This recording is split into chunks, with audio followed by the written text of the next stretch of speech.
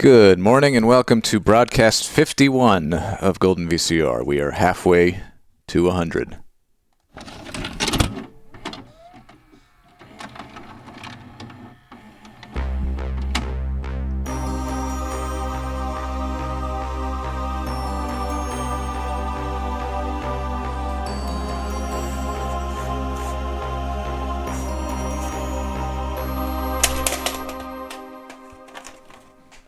Hi, how you doing? Good morning. It's Wednesday, April 3rd. Let's watch cartoons. This is Old Mother Hubbard. Another unicorn video, classic, bad reprint of Old Mother Hubbard and her young friends. This contains, it looks like, 3 shorts: The Laundress, The Kids in the Shoe, and Somewhere in Dreamland. Did we see Somewhere in Dreamland on another cartoon tape? I can't remember. Is this rewound? We have no idea, but I think it is. Let's check it out, I guess.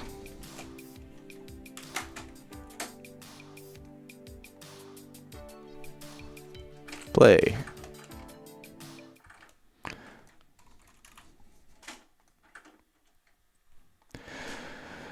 Old Mother Hubbard.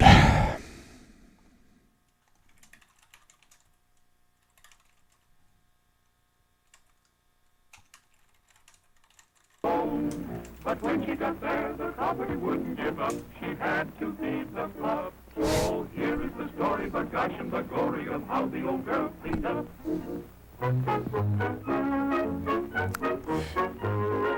Do not adjust your set. This is just yet another really poor quality tape transfer. Maggie.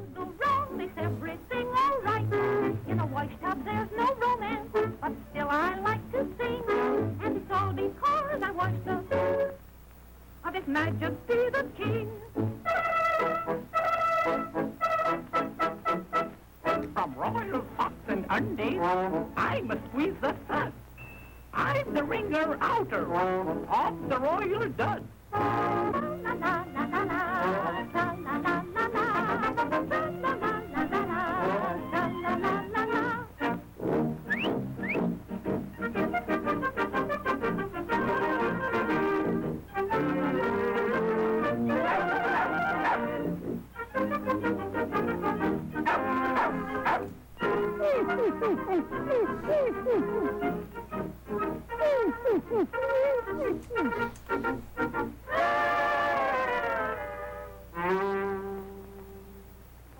This exact scene has been redrawn for the cover, but like not well.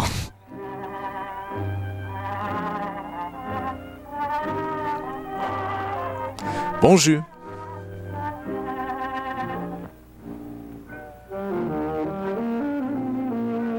Bonjour, bonjour. Good morning.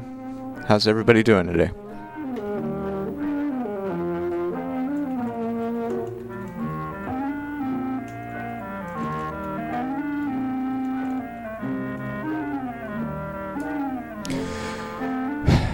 Tired? Yeah, I'm also tired. I can't seem to shake the jet lag just yet. Sudsy! Oh, there's a little apron.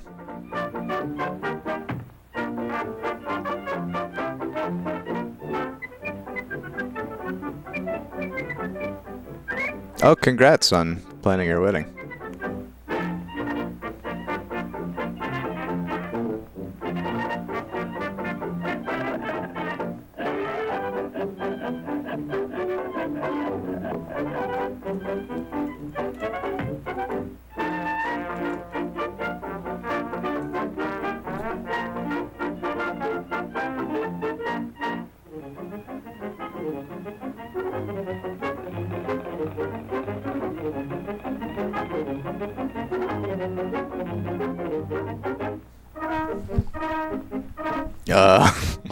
Boy, not quite, but that's He's got a hacksaw blade for a jaw, I guess.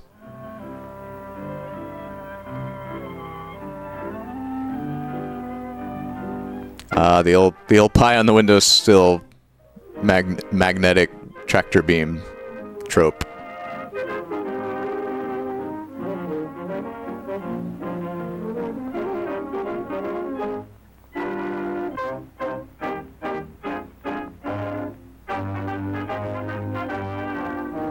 Though I'm a king, it don't mean a thing.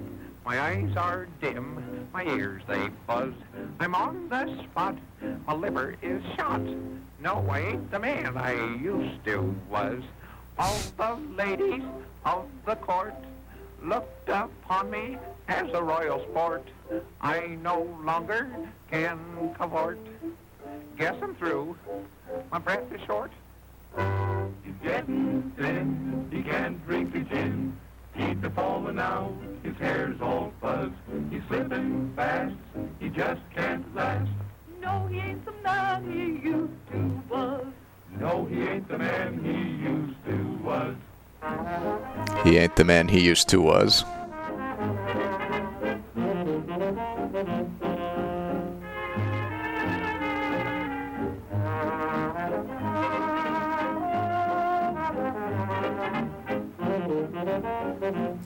There's surprisingly little old Mother Hubbard in this one.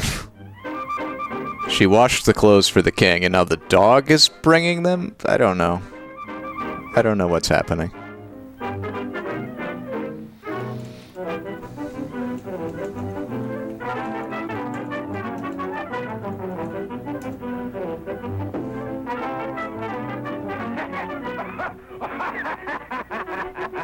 Oh, those guards do be jiggling.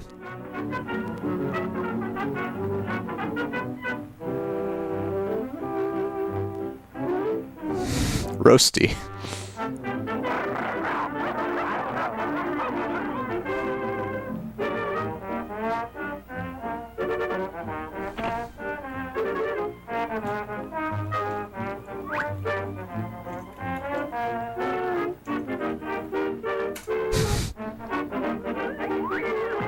Yeah, it has like some color. It's very overscanned. But I guess these were designed to be shown in movie theaters originally. Although they would have been roughly 4:3. Sad and grumpy, cheer up. Why do you sigh? Cheer up. Your road to life is not so bumpy. Cheer up, take it in high. Why do you sit around so humble? Mumble, jumble, groan and grumble. Cheer up, ha-ha! A king should sing, for that will bring a smile. Be a regular guy. Okay, what celebrity is he doing? Why, you made me a new man, see? Now I'd like to give you... I should know, but I don't. My whole empire. If you desire, speak and you shall have it. On my word.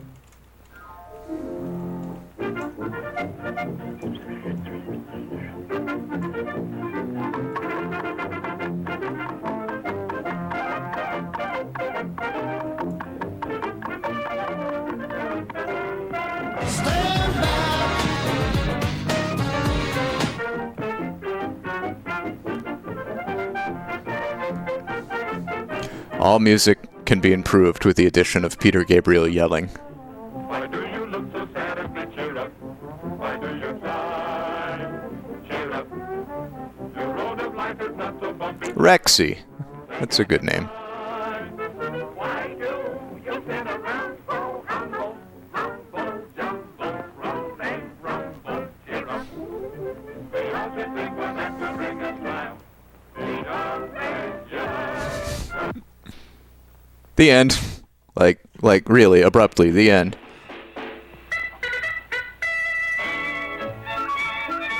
Okay, we got the kids in the shoe next. A Max Fleischer picture.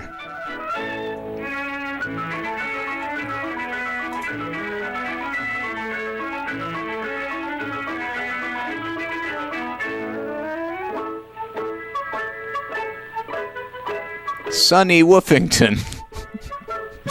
I love Sonny Woofington.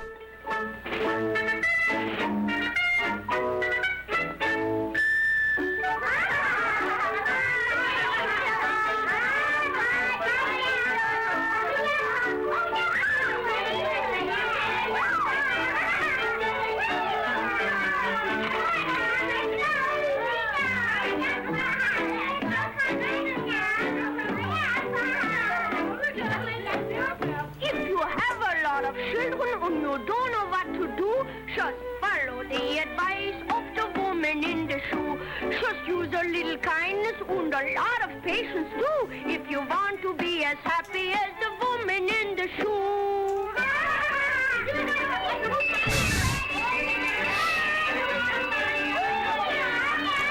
The Kids in the Shoe is from 1935. My.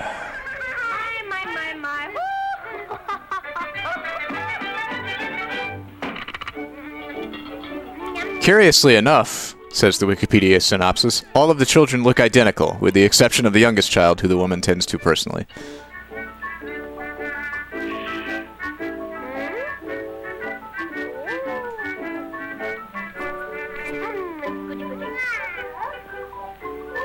Oh, I got something, see?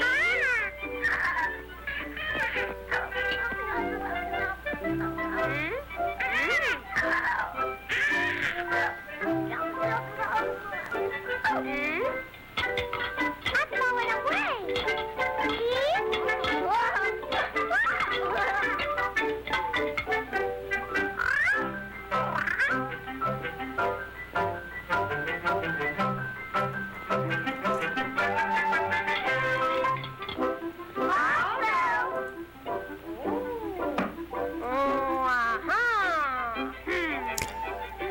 I'm trying to look back and see You didn't eat your bread, so go ahead and wash of your the way into bed. previous cartoon tapes we've watched Choo, choo, choo, choo. whether Somewhere in Dreamland is one of them.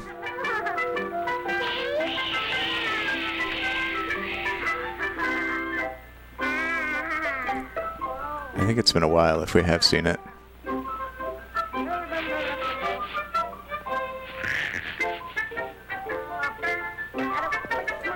Because we had the one with, like, Mouse Hitler.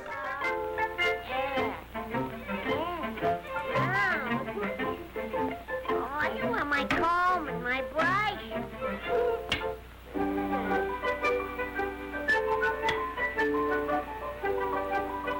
We've watched, actually, a lot of tapes at this point. So it's hard to remember them all. At least it's starting to get hard to remember them all.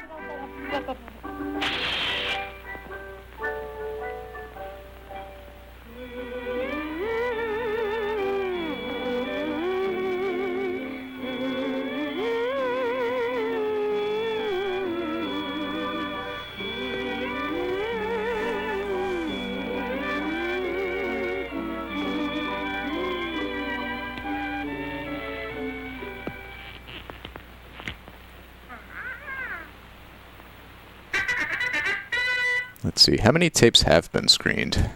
I can find that out. Don't allow any music in here. Go to sleep and remember, no music around here.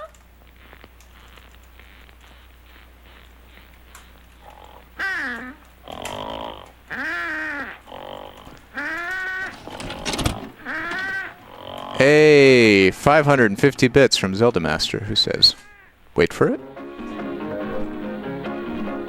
My mama don't allow no music played in here. She don't allow no music in here. We have watched 206 tapes in our... Now my mama don't allow Oh, Zelda Master, I don't know if that's going to work, but you can certainly try. but what I care what she don't allow, I play my piano anyhow. Oh my god. Nope. Mousy Hitler, a Mouse Hitler. Alright, there you go, Zelda Master.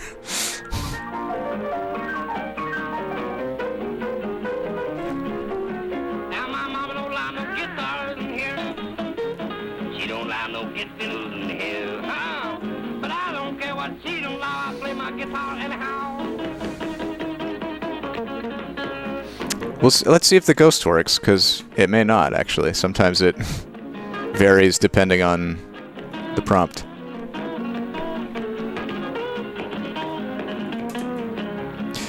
Yeah, Ghost of Mouse Hitler has been rejected. No music in here. But what I care what she don't allow, I play my music anyhow. My mama don't allow no music in here. Now she don't allow no juice hops in here. Oh, mama don't allow no juice hops in here. But what I care what but she don't allow to play my juice off anyhow. Play it, Henry.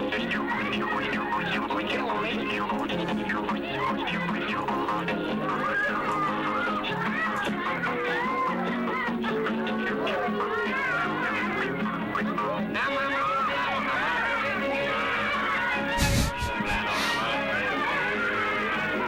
I care what she don't allow. I play my harmonica anyhow.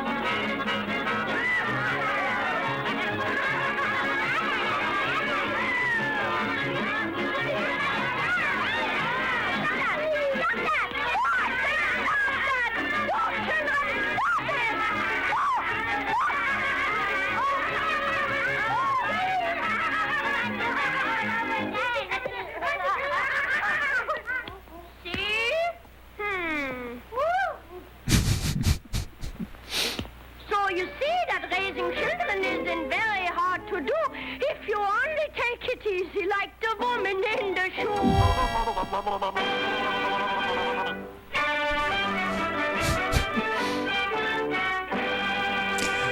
You guys are being you guys are being bad, aren't you? Okay, this is Somewhere in Dreamland. Stop me if we've watched this one before.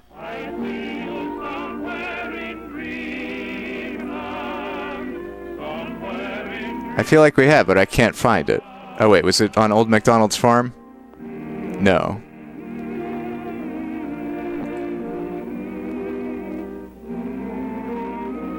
Was it on Tubby the Tuba? No. It wasn't on any of the unicorn ones.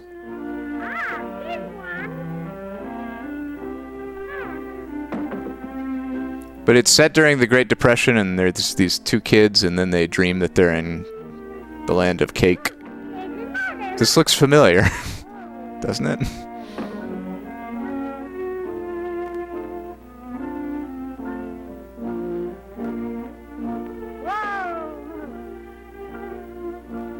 Yeah, we've definitely watched this. I just don't know on what tape.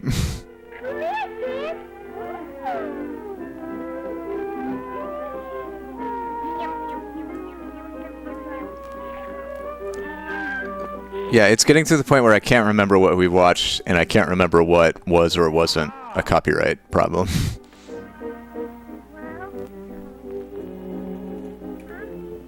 I guess if I... let's see.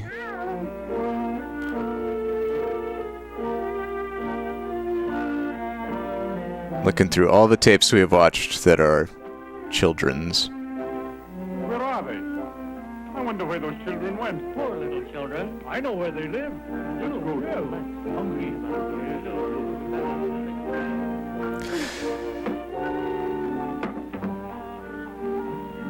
Hello, children.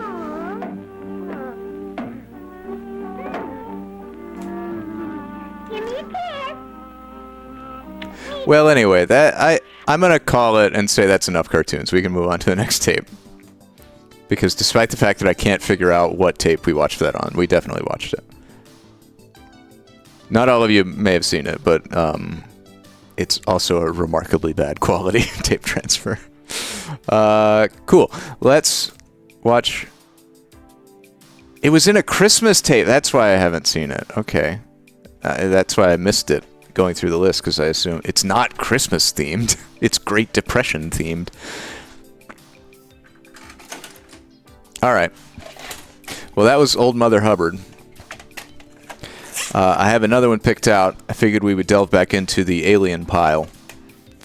And this time we watched the really crackpot alien tape. But we also have this legitimate PBS Nova documentary, UFOs, Are We Alone? The Truth. And I presume, hopefully, the actual, scientifically validated truth behind UFO sightings. UFO sightings. What's fact? What's fantasy? Nova has the answer. Let's find that tape on goldenvcr.com. Yeah, I don't know if this one does not have Jonathan Frakes. I don't know it. Oh, no, it is going to do that. All right. There's your mouse space emperor. A fascist mouse alien. All right. Nova. UFOs. Are we alone? It has been rewound. The label has come unglued. Nova has the answer. Do UFOs exist, or can they be scientifically explained? UFOs, Are We Alone takes you on a fascinating search for UFOs, using actual rare UFO footage and interviews with people who claim to have had alien contact. Nova investigates the claims, the photos, and the films in an in-depth study of their true validity. The revealing findings will astonish you, whether you believe them or not. UFOs, Are We Alone is a probing look at these baffling phenomena. Probing.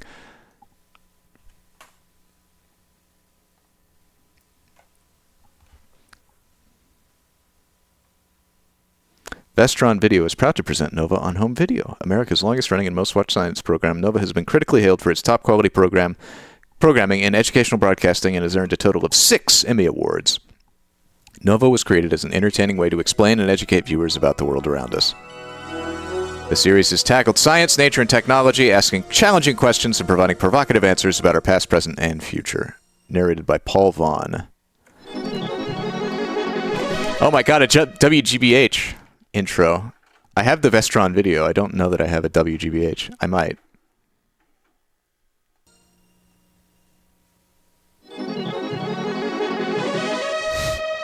It's worth seeing again, either way.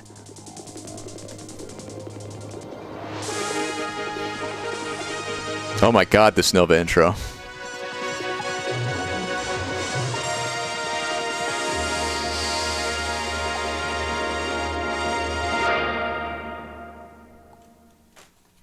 I don't know if that counts for the purposes of, like, collecting intros, because it's a program intro and not a production company intro, but I'm capturing it anyway. Sorry. I was a little late.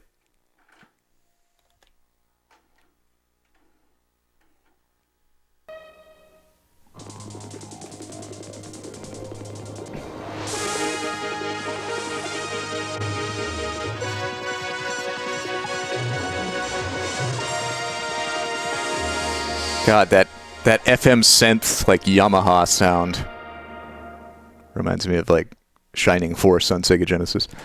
The Case of the UFOs.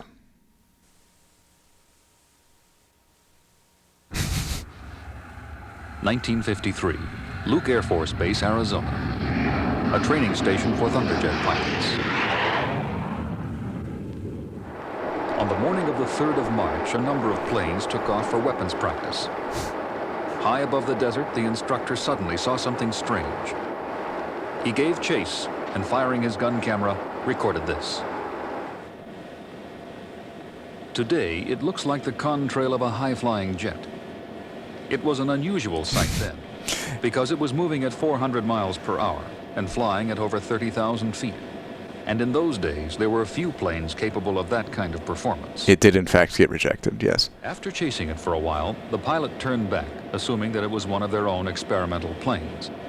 But since it was an unidentified flying object, he had to report it as part of a project codenamed Blue Book. The resulting paperwork went back and forth for months. But to this day, the current status is still listed as unknown. It all began in 1947, when a pilot named Kenneth Arnold reported flying saucers over Washington state. It was the first in a growing trend of UFO reports. The military and the CIA became concerned. Aviation journalist Philip Klass. They expressed a concern that the public interest in UFOs, the fact that people could go out and think that Venus was a UFO or a weather balloon was a UFO, could be exploited by the Soviet Union in a surprise bombing attack on the United States. And that they... Oh, it's a reel of VHS tape. Specifically, but that Russian trawlers could release lots of balloons that could be reported by the public as UFOs, and they could clog the channel. People calling the Air Force saying, we're seeing UFOs. And the Air Force would finally say, oh, you know, it's a bunch of nonsense. And 3 hours later, squadrons of Russian bombers could be coming in. People could go and say, we see lights. The Ruskies do have a lot of Venus street cred. Say, oh, more of the UFO nonsense. They sent a lot of probes to Venus, all of which like immediately were melted and crushed by the heat and pressure. Force was assigned the task of investigating them. It's been argued that it was essentially a public relations job designed to appease the public. Ooh. Ghost of a Soyuz fighting a UFO. That's Today, it's remarkably accurate. film in the National Thank you for the Archives. 200 bits, Alistair. The Air Force's frustration at what they largely believed was a waste of time is revealed in this file. In the late 50s, a detailed report from Cincinnati referred to a glowing orb in the sky. The report was accompanied by I love how the the fascist mouse is Disney. After photo analysis by great. Air Force experts, the final report was eventually submitted. We cannot comment on any probable motives on the part of the observer in submitting a film of what appears to be a picture of the moon over 4 months after the incident took place. We cannot comment. 1969, That's a great way of saying this guy's an idiot. Project Blue Book was closed. The conclusion, there was nothing worth further study. And so far as the authorities were officially concerned, flying saucers didn't exist. But the public still insisted on reporting them. Today, UFO investigation is in the hands of civilian groups such as this, the Center for UFO Studies, in the suburbs of Chicago. The center has the good fortune to employ Alan Hendry as a full-time investigator. His investigative skills are respected by both skeptics and believers alike. Did you happen to notice, and this is the important thing, another bright light, a second one similar to this, in the same part of the sky? Okay, well, I'm afraid what I think you've got there is a sighting of the planet Venus. I suppose my favorite Venus story was the time that I was working with air traffic controllers at a large metropolitan airport here in the United States, who were expecting the arrival of a flight in the eastern sky during dawn hours. And when they caught sight of Venus out the control tower windows, they started radioing to the planet clearance to land. And of course, it's a good illustration of the fact that even the best trained observers and witnesses can be fooled by this unusually bright planet. Venus has even managed to fool trained American astronauts. NASA engineer James Oberg. On one of our space flights, Michael Collins, during one of his extravehicular activities, saw Venus rising as the sun was about to come up and thought it was his target satellite. Asked the ground if the satellite was off. I have not seen a UFO myself. I had a friend that was really into the X-Files when we were in elementary school, so we, talked a lot about Backed his train off the track because Venus was coming down the track at him. He thought conspiracy theories and stuff. So the misperception of Venus is a very common thing, and doesn't. Do I believe? People are not sober or honest or clear-sighted. No, not really. Montgomery ground, Montgomery weather, request permission to release weather balloon in 1 minute. To an experienced investigator, 90% of sightings... Do I find it credible that Some UFOs turn out to be one of the many weather balloons... people's, sightings of things in the sky are aliens visiting our planet? No. But some of the more bizarre sightings have to wait until nightfall.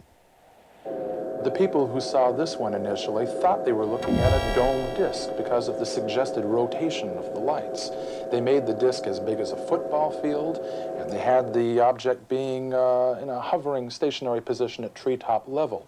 In fact, the main witness who watched this got so excited by the event, convinced that he was watching a spaceship, that he ran to the neighbor's house and literally tore the back door off its hinges, the better to get inside and warn the neighbors to rush out and see the spaceship hovering over Aurora, Illinois. This type of UFO is still seen today, and at least one observer reported, "I got the distinct impression it was trying to say something." Another said, "It flew as if it wanted us to see it." Indeed, the message is obvious as long as you're standing directly underneath it.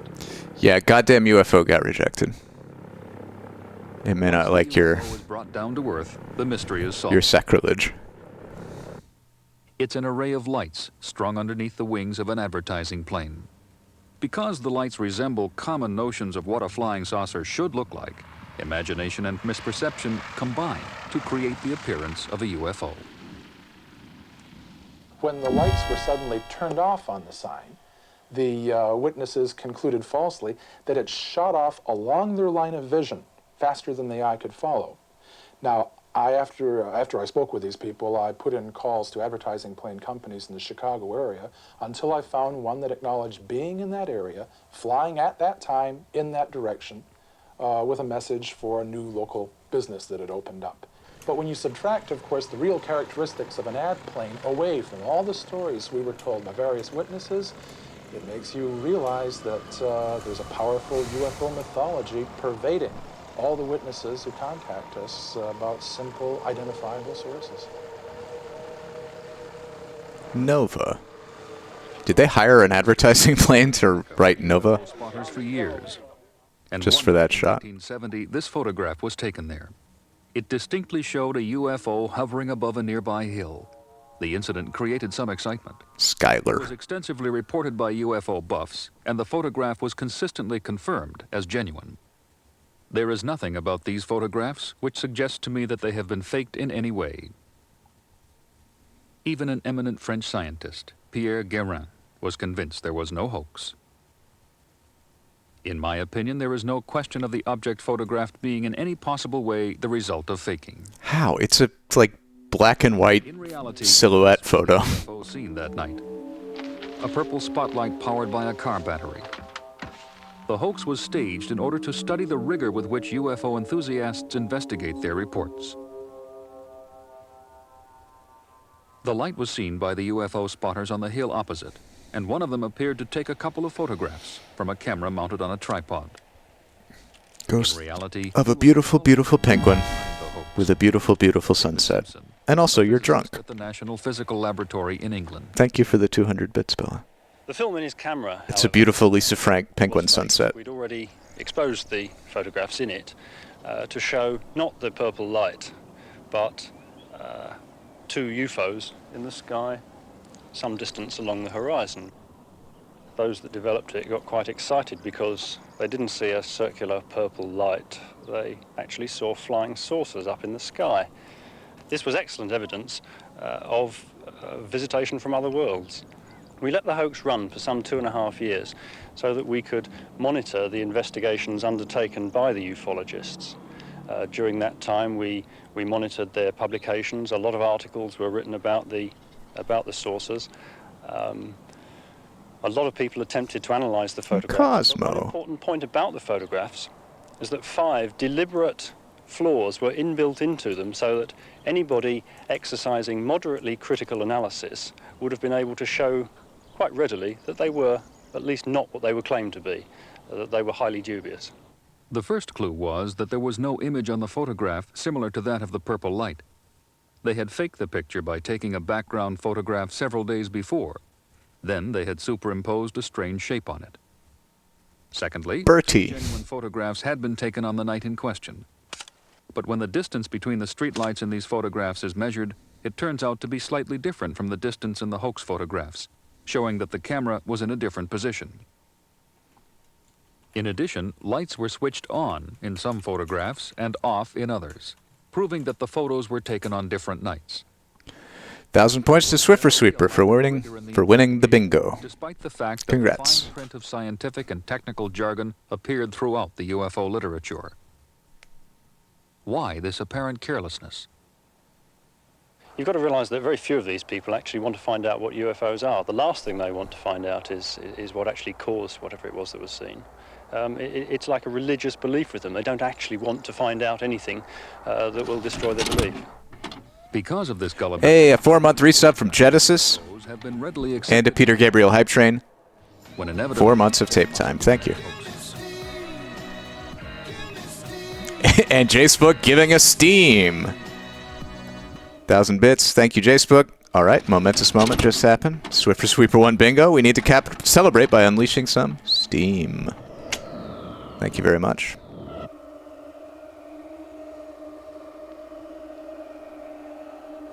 In recent years, a technique has become available which can expose some of the fakes.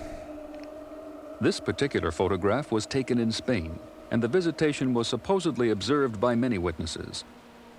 The picture showed a disc-shaped object with an insignia on the bottom. The photograph is placed beneath a television camera, It looks so fake. and the information in the picture is fed as data into a computer. This will enhance the picture. The operator instructs the computer to look for any line that is too faint to be Good old seen 8-inch floppy disks. and if it finds one, to make it visible. Ah, okay, so they're doing like super early photo manipulation. The line of a string or wire appears above the disc. That's kind of amazing. In another photograph, computer enhancement reveals the supporting strings running out from the sides of the disc. The home base of this flying saucer is obviously... Because it could probably also show you like the outlines of like cut and paste Xeroxing. We have looked at approximately 1,100 purported motion pictures and pictures of UFOs. Of those, we found... It's basically the analog equivalent of like zooming into a photo and examining whether the JPEG artifacting is different in like an area that's been patched in. And definitely hoaxes. Another area of fakes is photographs of aliens. This picture has been circulated as that of a victim of a flying saucer crash. Closer examination, however, reveals a pair of Air Force issue sunglasses. The photograph is probably of the body of a dead airman. Oh no.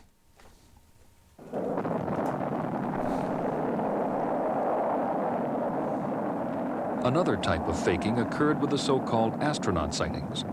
According to the popular UFO press, the whole U.S. space program was littered with strange encounters of any number of kinds.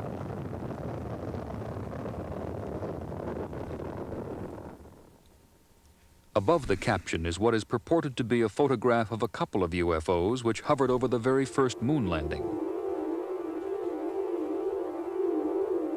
It was July 1969. The lunar module of Apollo... Gifts up for Swiffer Sweeper from Seemingly Jess. Thank you, Jess. Inside, Buzz Aldrin was about to make adjustments to a camera mounted at one of the windows of the lunar module.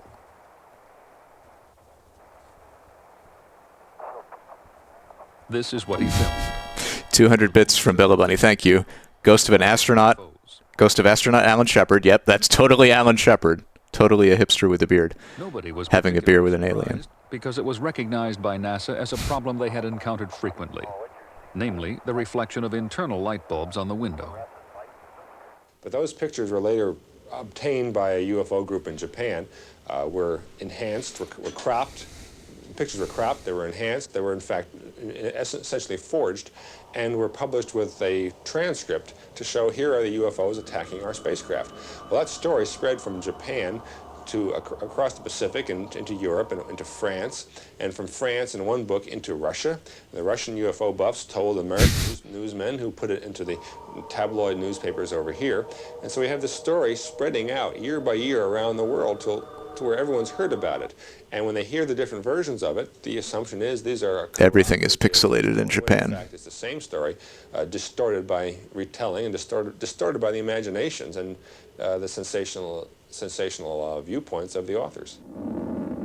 It can, of course, be a genuine mistake made by people who wish a little too much for something mysterious and exciting to happen. A few months later, Apollo 12 set off for the moon. Its commander was Charles Conrad, nicknamed Pete. And one day out, he saw something which he thought was rather strange and reported it to Mission Control. We've had an object which is at the same place all the time but appears to be tumbling. Well, we've had it ever since yesterday, and it just seems to be tagging along with us.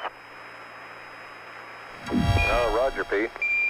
Mission Control started to investigate what it might be and radioed back their conclusions. That thing you saw out the hatch at a roll of 35 degrees, Oh. I figure there's probably three. Scary UFO cult. Number one, it could be the S4B or possibly a slaw panel, or it could be the backup crew flying trail on you. I have not fed the dog, They eventually but I can get up and do that. SLA panels. These were the garage doors, so to speak, of the area where the lunar module was kept during the launch. This tape is a really good counterpoint to the truth about UFOs and ETs, the real story about strange occurrences tape that we watched before.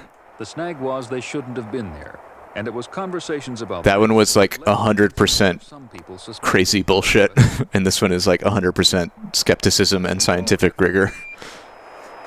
Thank you for feeding, dog. Go ahead. feet as best we can tell. Leica, you want your breakfast? Down here on those slaw panels, if Leica, we assume that they you want breakfast? any great amount of delta V, like You want food? more than 1 or so feet per second when they Are you hungry? your slaw panels would Good probably girl. only be about 300 miles away from you right now. That could be true, but gee whiz, when we turned around, Go get it. I saw one of those slaw panels leaving the area at a high rate of speed. It looked to me like it was leaving us pretty rapid clip. Like Go get it. Got a lot more than a foot per second or so. Now, where the misinterpretation comes in, and I think it's an honest misinterpretation on the part of many UFO buffs, is that at one point Conrad says, well, could these have been our panels? I don't know. When I turned around, they were flying off at a high rate of speed. Well, he was referring to the fact that panels flew off the day before when they had separated from their booster stage and turned around. And that was the turnaround.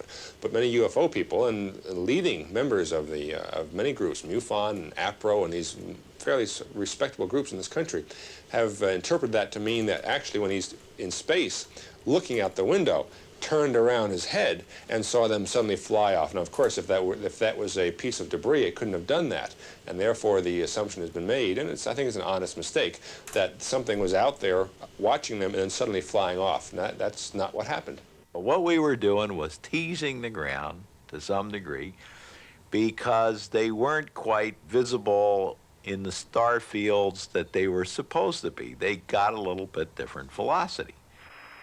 Well, since we don't really Cosmo. have any idea how they left or what their trajectory could be, it's kind of tough really to say just what the heck that could be. Okay, we'll assume it's friendly anyway, okay? Roger. If it makes any noises, it's probably just wind in the rigging. Now, had I or Dick Gordon or Alan Bean had any concept of the fact that the opportunists in a journalistic business were going to try and capitalize on a funny conversation that we had with the ground to say that we had been followed to the moon by UFOs and that we were sworn to secrecy under threat of death from the United States government not to talk about it, they're full of beans. There's just absolutely nothing to the story. Another interesting Full of beans. UFO, or at least a light that could not be identified, occurred on the way home, when after flying through Earth's shadow between the sun, between the Earth and the sun, the spacecraft passed through the Earth's shadow, and the crew saw a bright light in the middle of the darkened Earth, and they talked about it for a while. I think that proves, for example, there are no secret transcripts, because if this were a real classified UFO, the transcripts would never have been released. Is that Mel Gibson riding a bicycle? Heard about it and figured it was some kind of object pacing them between them and the Earth. What we didn't realize is there was a weather system down there, and there was right in the Benny Beans, everyone's favorite dot of light YouTuber. illuminated on this weather pattern, right on the top of the clouds. And we were all commenting, we asked the ground, what's that? They couldn't think of it. But what nobody realized is we were seeing a perfect reflection of the full moon off the clouds, and we were all lined up perfectly to get that spot of light. Now, I have flown 4 flights, 9/11, Apollo. Bella Bunny, thank you for gifting us up to Benny Beans. Unequivocally say that neither myself or anybody saw any UFOs in any of those flights, okay? There have been many other things seen by the astronauts, which some people have maintained were UFOs. Oberg, however, is confident he can account for them all. Frequently, when we're talking about UFO cases, the skeptics, Benny Beans 42069. have been challenged to disprove cases, or this is a case that cannot be explained away. You hear that advertised frequently. Well, that's a reversal of the scientific method, of the burden of proof. It's not up to a skeptic to prove what a UFO case must have been. It's up to the proponent of the supernormality of this case, or the extraordinary nature of it, to prove beyond a shadow of doubt that it could not have been anything else that we know of. And that is very hard to do, and justly so. That is the way that the scientific method has worked. You must prove that the current model of the universe... Extraterrestrial constipation? And that, I think, has not been done. One such case, which is difficult to explain, is that of Police Deputy Val Johnson Cosmo. of Oslo, Minnesota. The light was coming at me, was extremely bright. The inside of the car lit up. I can remember that. And it was a very dazzling, brilliant occurrence. His story is that while driving along a country road on night patrol, he saw a light in the far distance. Oh, I love this illustrated After he'd reproduction. been watching it for a while, it started moving towards him. He maintains that he blacked out, and when he came to, his car had been thrown across the road. He got Later Kamehameha'd. examination revealed that the car itself had been damaged. A dented top, smashed headlights, shattered windshield, and a bent antenna. Something did strike my vehicle. Something didn't want me there, apparently, or it was, you know, I can't put a judgment on it. Or he was really don't know how to he was drunk and made up this cover story. attack. Perhaps it was an escape. One man who thinks he can explain it is Professor Michael Persinger, a neurobiologist at the Laurentian University in Sudbury, Canada. What he did was to feed unusual or UFO-type events into a Sudbury, computer, Canada. relate them to massive energy sources, such as earthquakes and meteorite impacts. The basic conclusions are this. Howdy, Chaz. UFO reports or luminous displays are related to strain within the Earth. And consequently, strain can be manifested as earthquakes later on. But the basic relationship is that there is an increase. We're learning about UFOs. We've watched in previous streams some like really crackpot tapes about UFOs, and this is a Nova documentary that's mostly kind of debunking the hysteria. Ionized gases, seen as balls of light. Because of their electrical charges, the lights tend to move erratically around the landscape. Persinger believes this phenomenon occurs in the United Kingdom as well. There are clusters of low-level quakes within the UK, and they should be preceded or correlated with increases in UFO-type reports.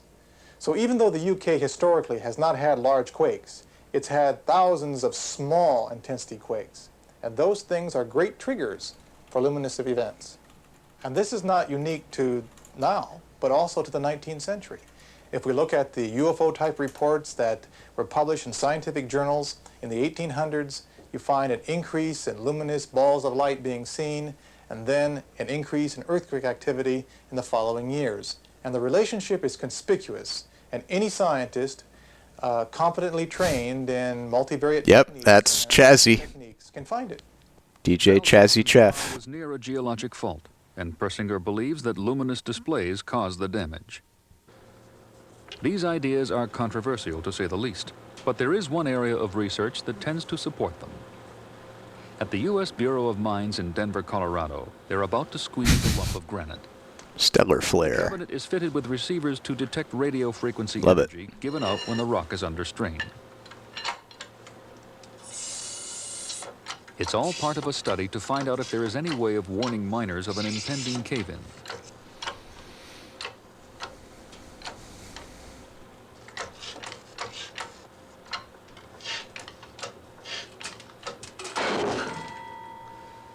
Sure enough, they picked up a burst of radio frequency. But something else happened as that rock broke.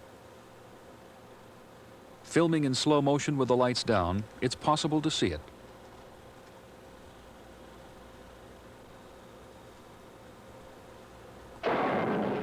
They're not sparks, but balls of plasma, according to Dr. Brian Brady of the U.S. Bureau of Mines. We observe these things being created when the rock breaks. And they initially come out, and we see them under certain conditions bifurcate, where they split. And then one will split again, and the other one here will grow in intensity and then split. And then eventually split again and then be gone. He believes they consist of hot ionized gas and are sustained by the radio frequency emissions from the breaking rock. Sunny flare. What? God, Each ball sunny of light is flare. minute and lasts for a fraction of a second. But Brady believes that in a geologic fault, the RF, or radio frequency, would sustain a much larger display. Then you can create an intense RF field, which, under proper conditions, could create one of these balls or emissions and power its, allow it to persist for a much longer period of time, maybe several minutes, maybe several seconds, or tens of seconds. This work is controversial and still disputed by many scientists. But if Brady and Persinger... Skylar, of course, is the god of the sky. This is the golden VCR pantheon. ...in this northern Arizona forest... Who is the god of the sun? Is it sunny? It was near dusk on November 5th, 1975. Is it sunny? It's Sunnyvale. Making their way home when they saw something strange. Sunnyvale, California. They stopped. And one of them, Travis Walton, got out to take a closer look. As he got nearer, something happened that made his companions panic.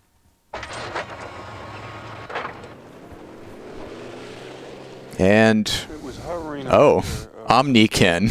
It's all the gods put together. 25 feet in diameter.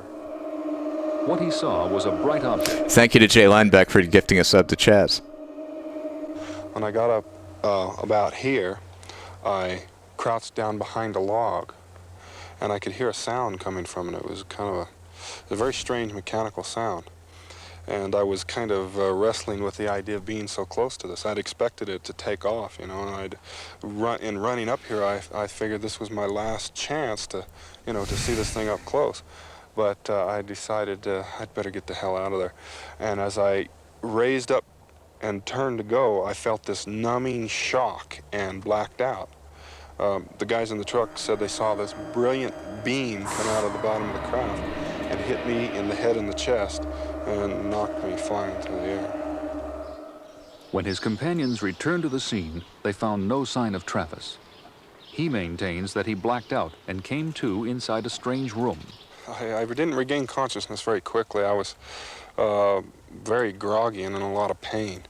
But when I could finally focus my eyes, I saw these creatures standing over me, which just flipped me out immediately. I was pretty hysterical. I was screaming all kinds of things at them, and they started towards me, and I grabbed a thing off of the table there and lashed out at them, and they stopped. They just kind of put their hands out like that at me, and then they just turned around and left the room. And I was afraid they'd come back, so I was going to try to find a way out of there. I guess I kind of assumed I was still, you know, or that the craft was still here in the woods. But I went looking for a way out. I went into another room, and as I was looking for a way out, another being came in, and this was a very human-appearing person. Tabby, a thing off of a table.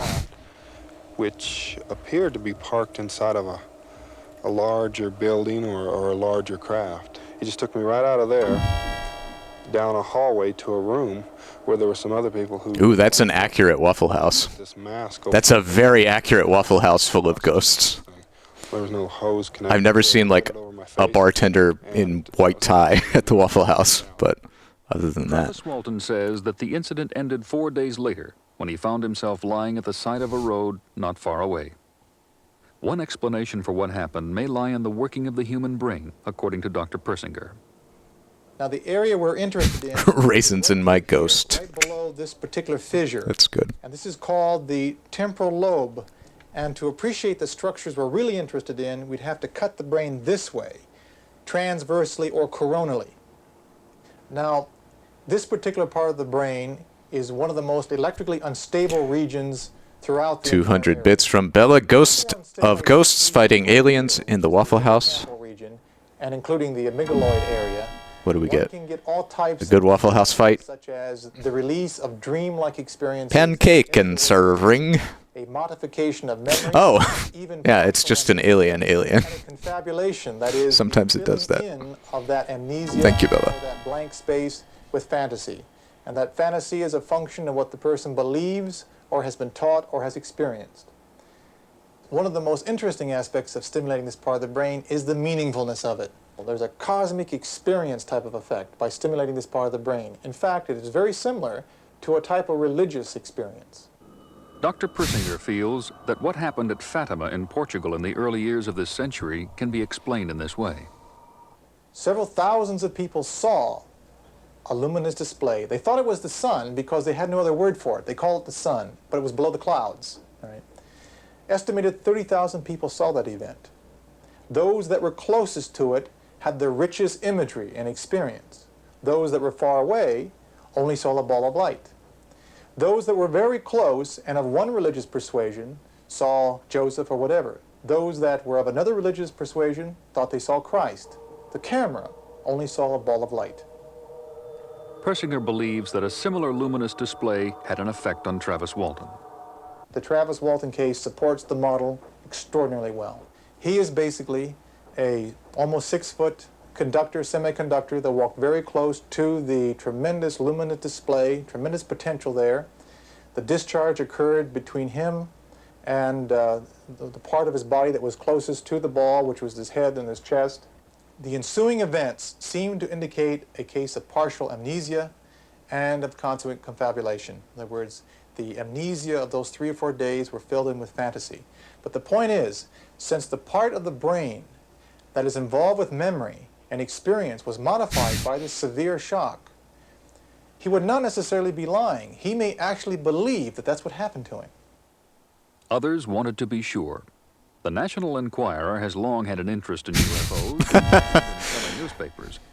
They asked Walton to take a lie detector test and called in the services of Jack McCarthy. Paragon of journalistic integrity, the National Enquirer. Home, asking me to come to the That's a really great image. hotel in Scottsdale and not to tell anybody where I was going, period. Well, naturally, I told my wife and picked up my portable equipment and left for the hotel. A lie detector is used to reveal whether a person is telling the truth by measuring pulse rate, respiration, and blood pressure. Some experts, however, doubt its reliability. But after 2 hours of questioning and recording the reactions, McCarthy thought he had the answer. When I completed my examinations, after reading my charts, I rendered the opinion to the reporters from the National Enquirer that the charts were deceptive, and that, in my opinion, he was attempting to perpetrate a UFO hoax. Well, the lid blew off the room. I thought his brother Dwayne was going to throw me off the balcony. He was raging like a bull, saying there's no way that his brother would lie. And his charts were very, very clear, obviously deceptive. And prior to the examination, the reporters from the National Enquirer, I forgot to mention this, asked me if I would have any objection ahead of time to having pictures taken of my charts, the equipment, and myself following the examination. I said, no problem.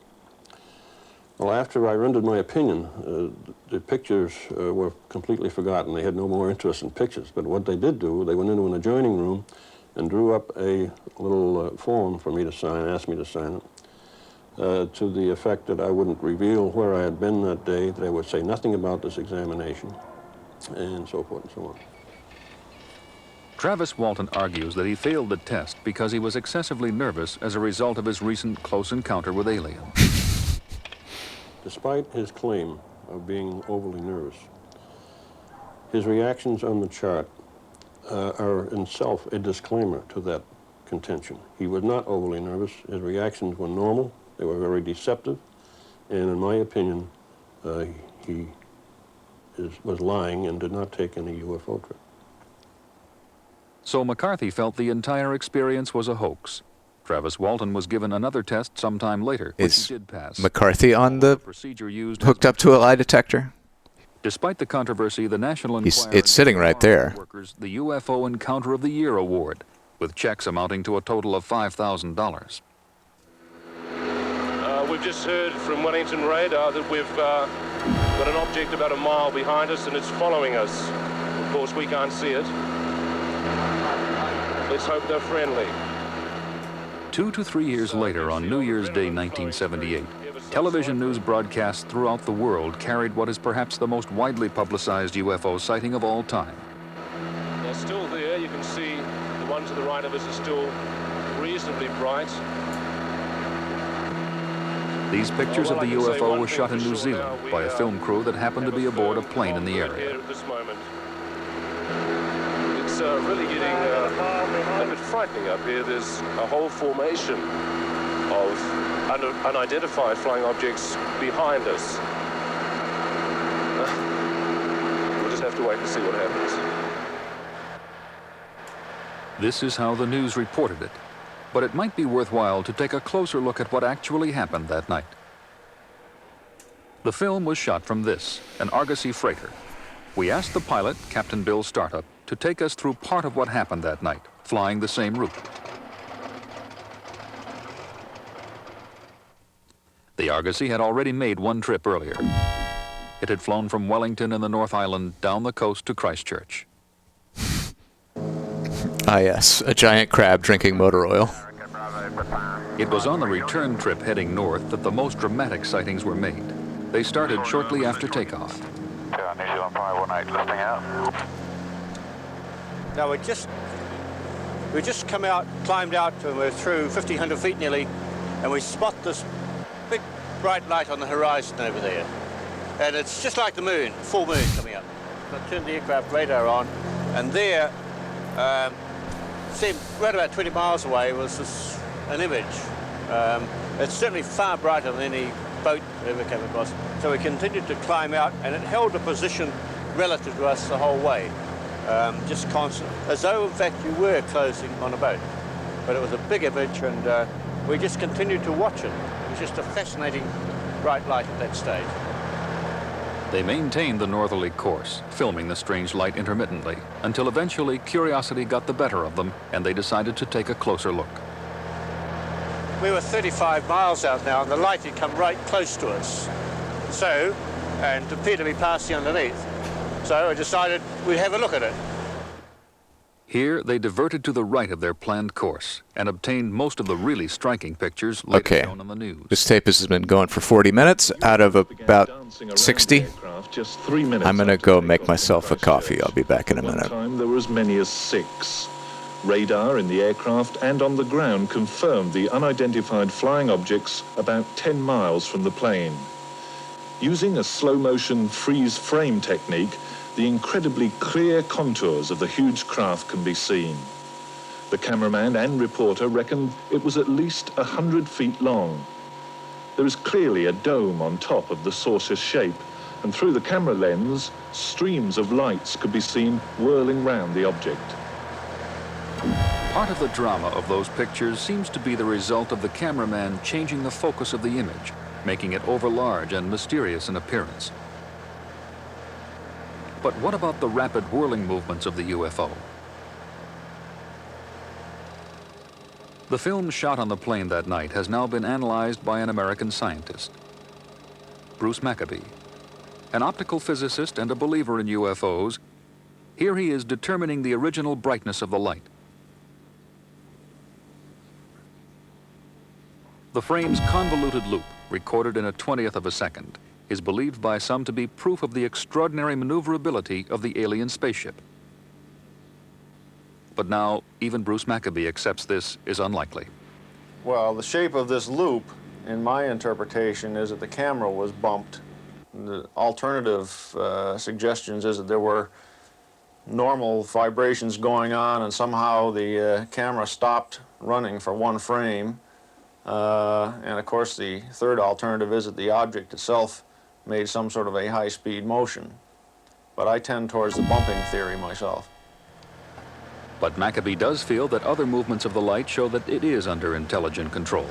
That rolling and turning, again, is not a natural occurrence of any known thing. Certainly isn't an airport beacon or whatever that would have been on the ground and in some fixed position. So I would say that there are indications of intelligence, but where that intelligence came from, how it got there, there's no direct indication of that. Others are equally convinced that the flashing lights are navigation beacons, and that the rapid movement is the effect of vibration and bumping on a handheld camera, in the same way that these airport lights roll and turn.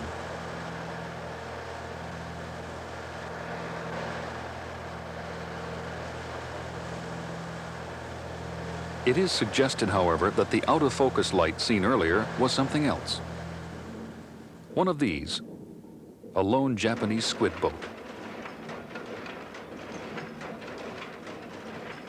Each summer, a huge fleet of them regularly fish the New Zealand waters. As they work through the night, they are festooned with powerful lights. Maccabee accepts that the light intensity is about right for a squid boat approximately 10 miles away. but he thinks it was moving too fast for a sea vessel and is puzzled as to why there is no apparent reflection of the light in the water. The skeptics argue that other sightings from that night were the results of the combination of exceptional visibility and bright lights on the nearby shore. But Captain Startup disagrees. We're 25 miles out of Wellington, and we've been watching these lights for some time, on and off pattern. And they appeared out just near the center of the nose of the airplane, and we could see the Kaikoura Township lights very clearly, and these were above them. You can see along that coastline at night, the trains and the cars and all that sort of thing. They were quite different. They were out to the right, and these were off the coast and above the township of Kaikoura. So were the strange lights seen that night terrestrial or extraterrestrial? Atmospheric physicist Bill Ireland. I think he saw the lights of Christchurch. Now, the aeroplane was around about here at the time, and Christchurch was down there. It was a very clear night, so it could have been quite easy for them to see the lights from this position right away back up here. The lights were doing some peculiar things, and I think this was because the air was very clear. This led them to believe that they were seeing UFOs. Bill Ireland conducted an investigation into the sightings and feels that they saw nothing extraordinary that night. I think they saw things which can be quite easily explained, such as city lights or squid boats or lighthouses. I would point out that I could find no example which they gave which could not be explained this way. UFO believers, however, are convinced there is significance in the apparent connection or tie-up between the local radar reports and the sightings made by the crew aboard the plane. I'm now looking over towards the right of the aircraft, and we have an object confirmed by Wellington radar. It's been following us for quite a while. It's about 4 miles away, and it looks like a very faint star, but then it emits a very bright white and green light. We can now see the lights of Christchurch in front of us, and we've just been informed by Christchurch radar that there are 6 unidentified objects coming straight towards us. Nobody can actually recall making that last statement. Nevertheless, any radar echo which had a corresponding light seen at the same location is particularly interesting. Bruce Maccabee maintains there were at least 5 such tie-ups, and there's no doubt they tried to find them that night. At one point, Wellington radar saw a blip closing fast on the Argosy and called Captain Startup. And then he indicated that the image on the radar screen on the aircraft were virtually merged together. Then he said they were behind us by a couple of miles. So at that stage, both of us having looked around, and about 55 miles out of Christchurch, we started to go into the turn. It was a full 360-degree turn. They were looking for a light, anything that could account for the radar blip. It was the second orbit that night in which they had looked for a cause of the radar echoes from something nearby. The first time they had seen nothing. It was causing some concern to me because we had no control over it at all. So we continued down and constant altitude. Again, a little bit more than curiosity, I think, this time, when I really reflect back on it. We did the orbit, and there was no sign of what it was. Strangely, as we went round, Wellington, who could still reach us, had the 2 images. Went round, nothing. Surprising. It was not surprising to the investigating scientist who claims, much to the annoyance of the believers, that there were no radar visual tie-ups that were close enough to be convincing. But there's no denying that the radar controllers saw something which they regarded as unusual. John Cordy was not on duty the night of the filming, but he has seen this sort of UFO echo before. They had exactly the same appearance as an aircraft echo. Now, I don't personally think they were solid objects, but that sense was there. They could have been. And certainly there was nothing in the echo's response on the screen that would lead you to think it was a rain shower or something like this, which you can tell. Now, it's interesting, I think, in that connection to point out that the function of an air traffic controller is to maintain safe separation between an airplane and another aircraft. And yet, the Wellington radar traffic controller did not bother even to call Captain Startup's plane and say, I have unknown targets in your vicinity. He did not do that until Captain Startup called and said, I've got a TV camera crew on board. Do you have any interesting blips for me? And then the traffic controller said, oh yes, I have one, I think 10 miles ahead, or 5 miles to your left, or 6 miles to the right, and so on. And the interesting thing is that if Captain Startup at that point really thought that there was some unknown aircraft in his vicinity or directly ahead of him, he would certainly have said to the controller, please vector me out of the way. If this is a craft, if you don't know its identity, if it's not operating under your control, vector me around it, because I don't want to run the risk of a collision. Yet Captain Startup didn't ask for such directions, nor did the traffic controller volunteer them. And so, based on that, I think each of them knew that these were simply atmospheric angels or anomalous blips. We have to be rather careful when we do pass odd messages to aircraft, because you mustn't distract the pilot from his primary duty, which is flying the aeroplane safely. And Jeff may have felt that Captain Startup had enough on his plate with flying the aeroplane, trying to look out the window, talk to the cameraman without being distracted by calls from air traffic. If nobody believed they were really solid objects, the question remains, what caused them? The weather, according to Bill Ireland. During the New Zealand summers, extreme atmospheric conditions can arise.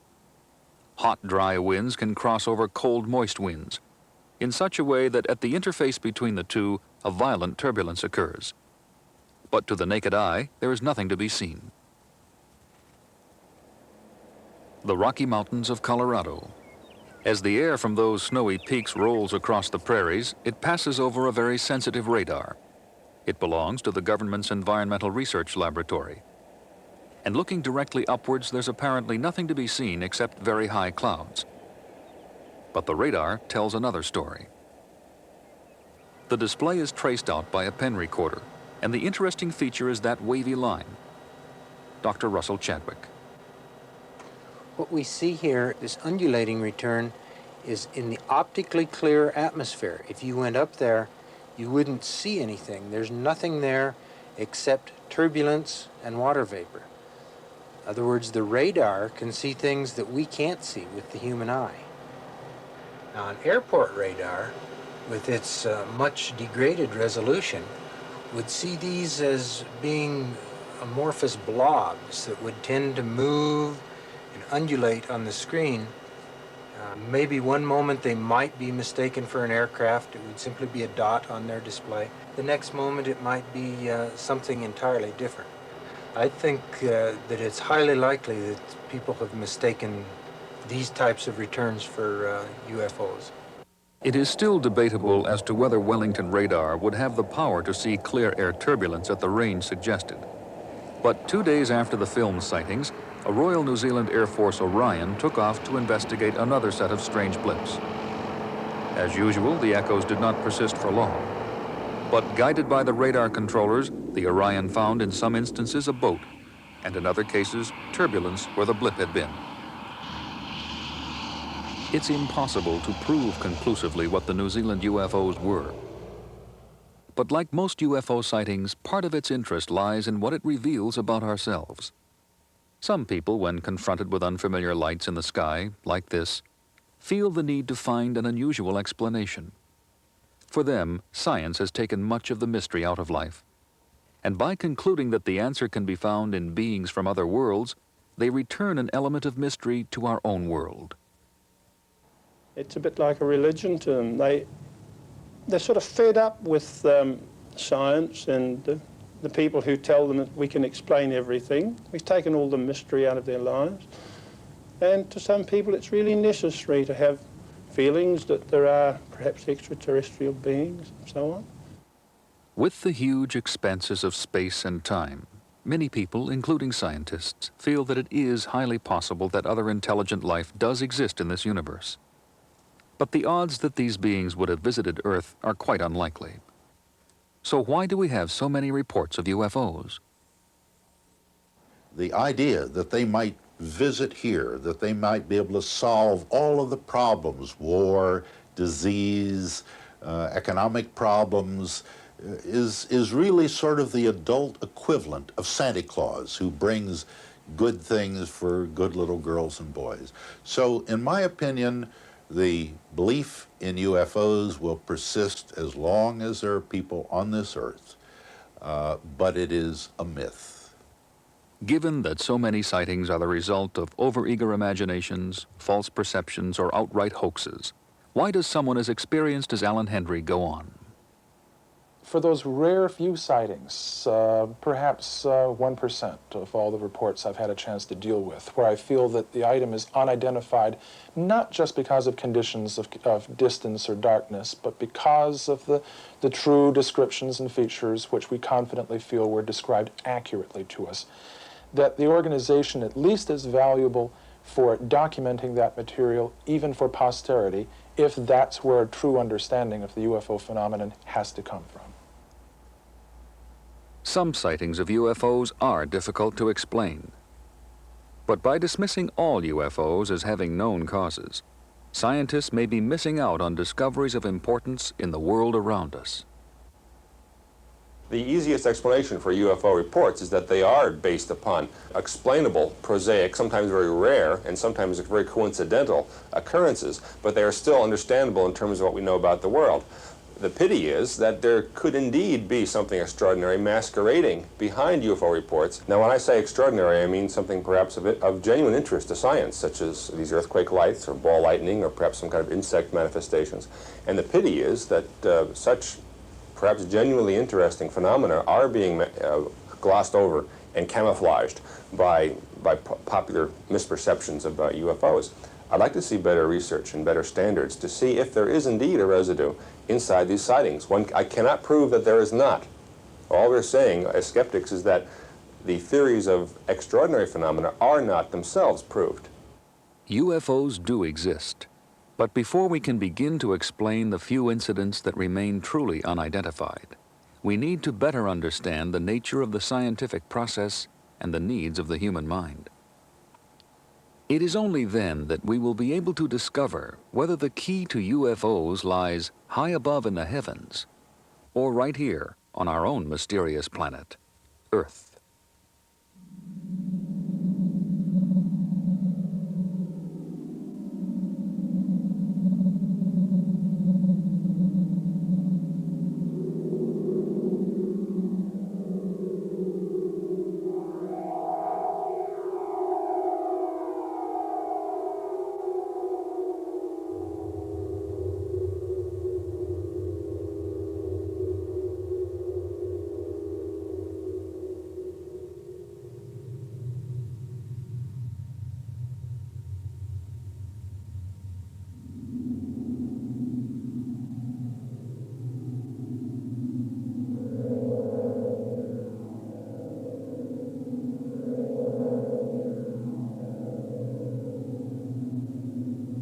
Hello everyone, sorry, I'm back.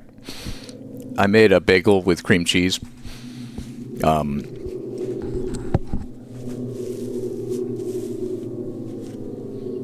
Eating a bagel with cream cheese has become increasingly difficult the longer my mustache gets. PBS. PBS logo that I perhaps have not seen before. Lemon curd on a bagel? Do you do lemon curd and cream cheese or just lemon curd?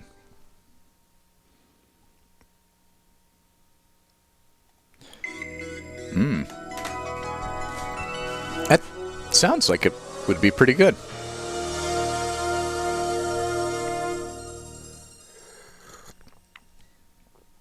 Lemon curd has a very unappealing name to me, but it is delicious. All right. That was UFOs. Are We Alone? From Nova.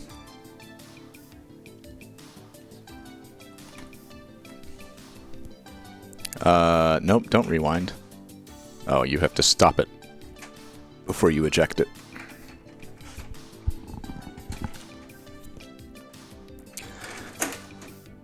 Thank you for being well behaved and enjoying the tape while I was gone. I hope it was fun to participate solely through submitting friend images. We did get some good red pandas. Raccoons, they're the same thing, right? Okay. Aren't they the same thing? Aren't red pandas just raccoons?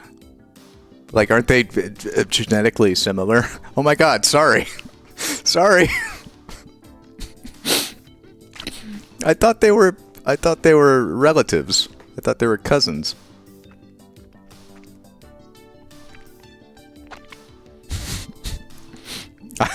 I apologize. I apologize. Well, I made them red pandas. Okay. Well, I have. I'm sorry. I have limited animal knowledge. We need to watch more. We need to watch Animal ABCs, I guess. I picked out how to use Clooz, the electronic filing cabinet for genealogical records from 2001. Should we watch this? And then if there's time, we can watch Animal ABCs. Clooz. Elizabeth Kelly Kirstens is a certified genealogical record specialist and a certified genealogical lecturer. Oh, we did have... Thank you, Aaron. Thank you for reminding me. We did have a Steam. In fact, let's see. We did have 1,000 bits from Jacebook for Steam. We'll play that shortly. We had some Cheer It Ghosts from Bella Bunny. Thank you for those 200-bit Ghost contributions. Bella Bunny gifted a sub to Microwave Alistair, and Circle Now Squared gifted a sub to Renee Moss. Thank you. We also had a poll that determined red pandas are yes, and are not in fact raccoons.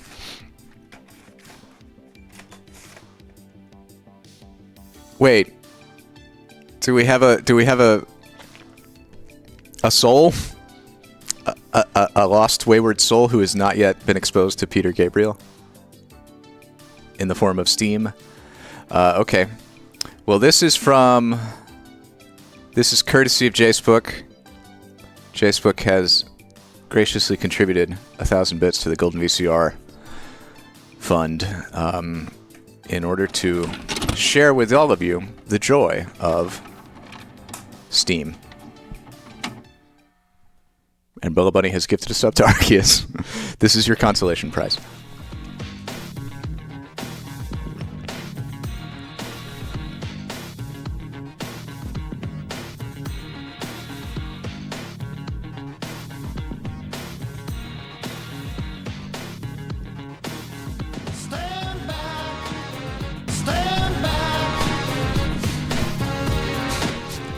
I always forget how loud that alert is compared to the actual...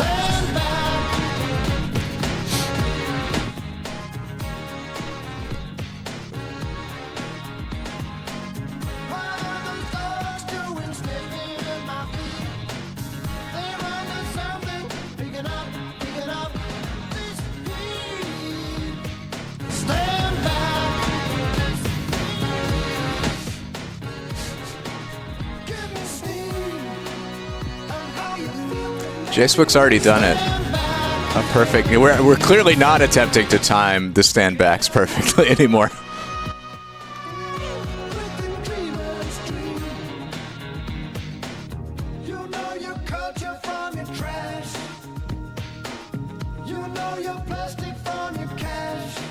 I swear to God, if this gets copyright flagged the way that God's Property has. I assume what happened is that the rights holder for God's Property kept getting emails from YouTube every time I uploaded a VOD because we kept listening to the song, being like, someone's using your copyrighted content. And then eventually they were like, nah, stop. You're besmirching the legacy of our boy Kirk. We can't have that.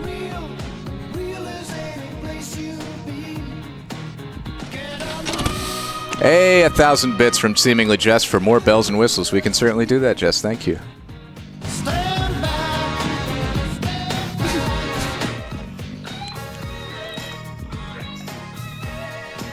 There are too many standbacks. I hate it when I melt. I hate it when my penis handguns melt. I hate it when I turn into a lazy boy recliner with an erection.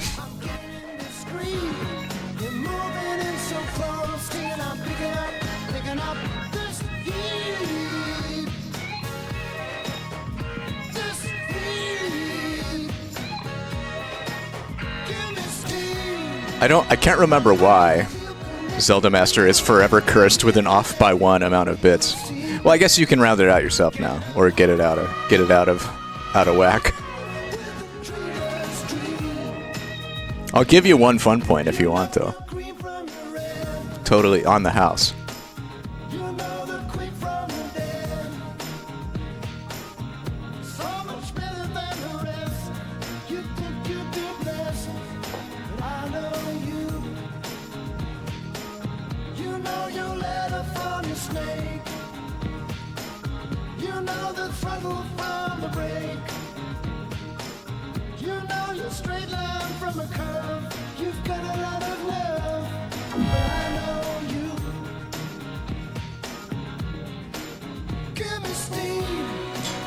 Here's Zelda Master. I'll give you 52 points. That'll truly make things right for you.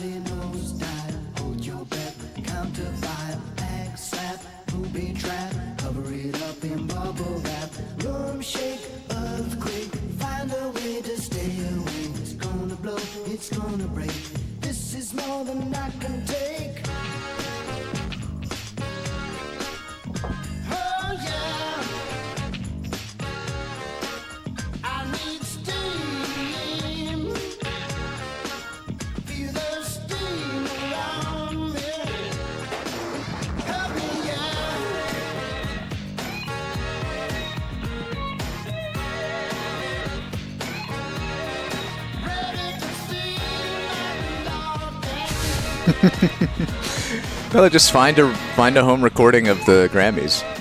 Can't be that hard. People record award ceremonies all the time. I have a tape of like the 1998 Tonys somewhere. We watched it on Proto Golden VCR on my other channel one time. Stevie Steamy.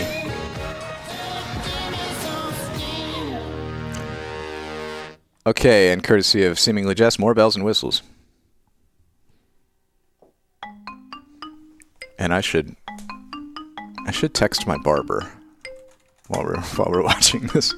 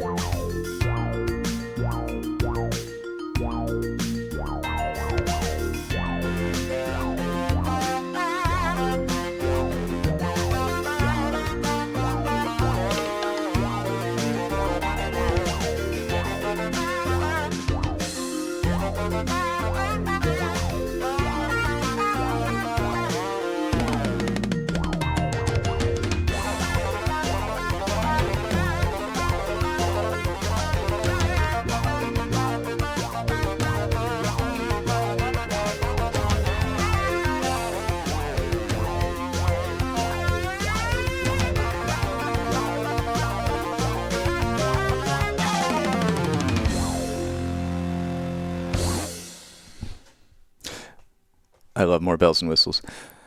Thank you, Jess. Thank you, Facebook, for those beautiful songs. I'm just texting my barber. Clooz and how to use it. That was from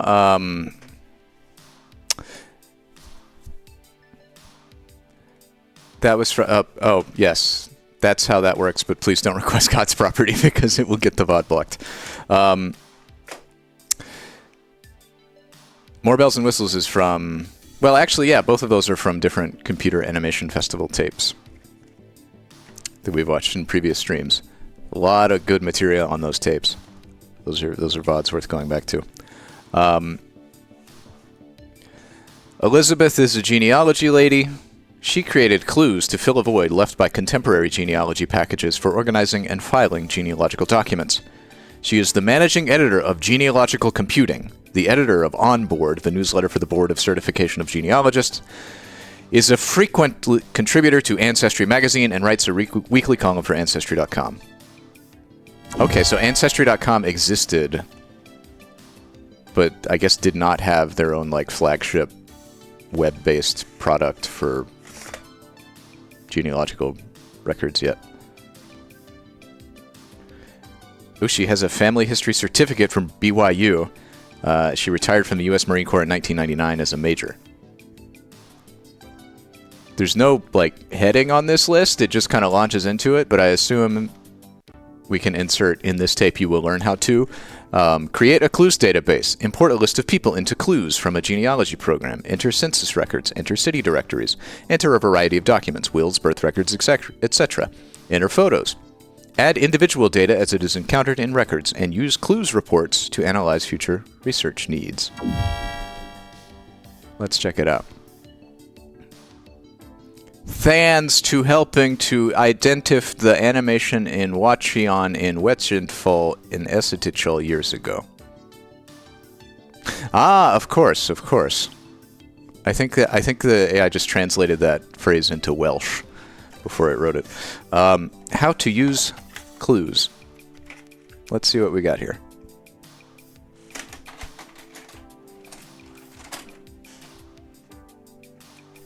We are learning from Elizabeth how to use the program that she pioneered.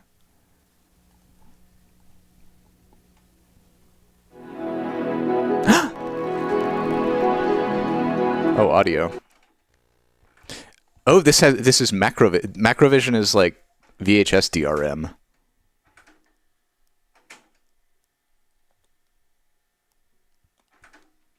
Let me record that. Am I going to publish a VHS tape on how to use Golden VCR's GitHub repos? You can't. The only way to like use them is to deploy your own replica of Golden VCR.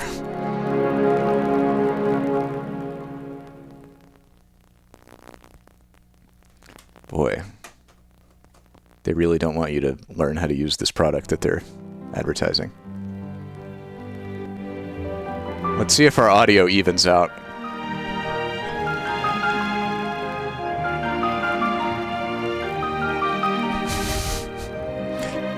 The HTML tapes were pretty good.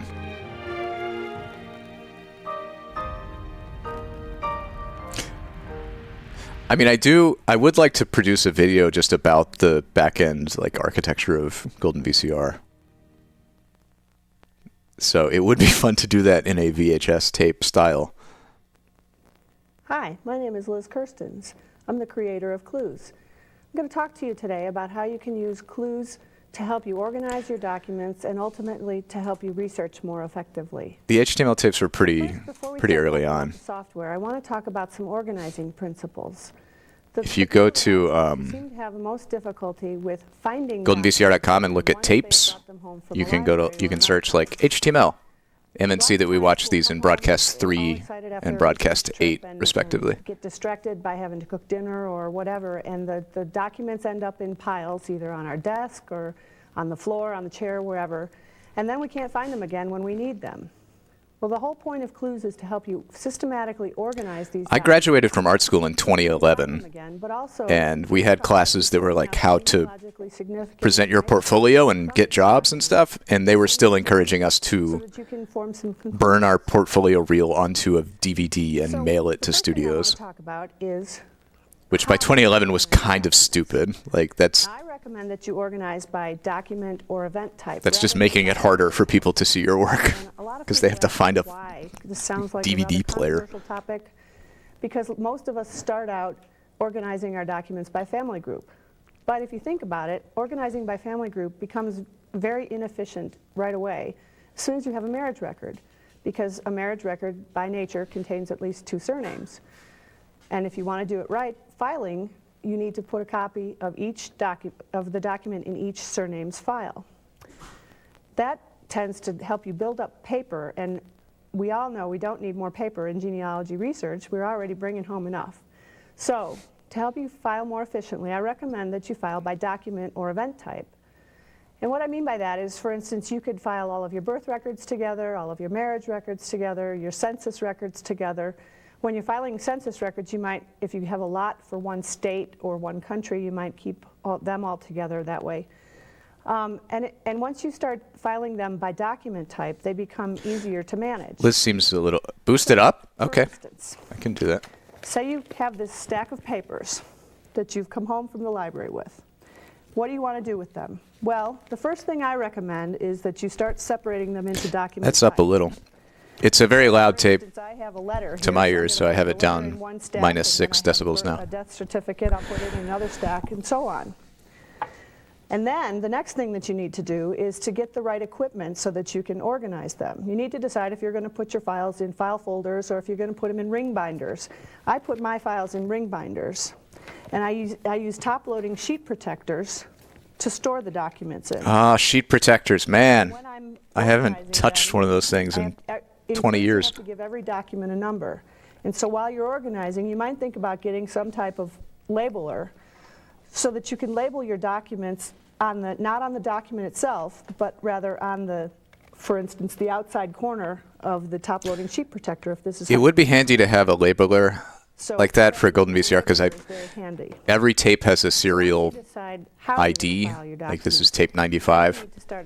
I started out writing these out by hand and cutting them out off of labels and sticking them on the tapes, but that just got too labor intensive, so I stopped doing it. Your documents separated by birth, marriage, death, etc. But I assume if you had a labeler, you could just tell it like, marriage, death. just hit one button to print the next number Numbers that you add in the sequence. Start with 2 or 3 zeros. And that's for sorting purposes. It's rather complicated to explain. Just trust me on this one. Oh, I remember in the same SCAD like portfolio class having to print our resume on, like print our resume, having to go to Office Max and they made us buy like the $5 a sheet, like very, very nice paper consistently. So if you're with like the grain and the texture and everything to print our fucking Microsoft Word resumes to mail to game studios. 10 or 11, it would just be 1 0 at that point. It's so stupid. You always have 3 numbers after birth or marriage. Yeah, it had like a little embossed thing with like the logo of the printer, the paper maker, and I'm like, that just makes it look chintzy and stupid. It's time for you to start putting your documents into constructive piles like births, marriages, and deaths. Let me find. We're going to talk about putting those documents into Clooz. I think I have a photo somewhere of stuff we did in that class.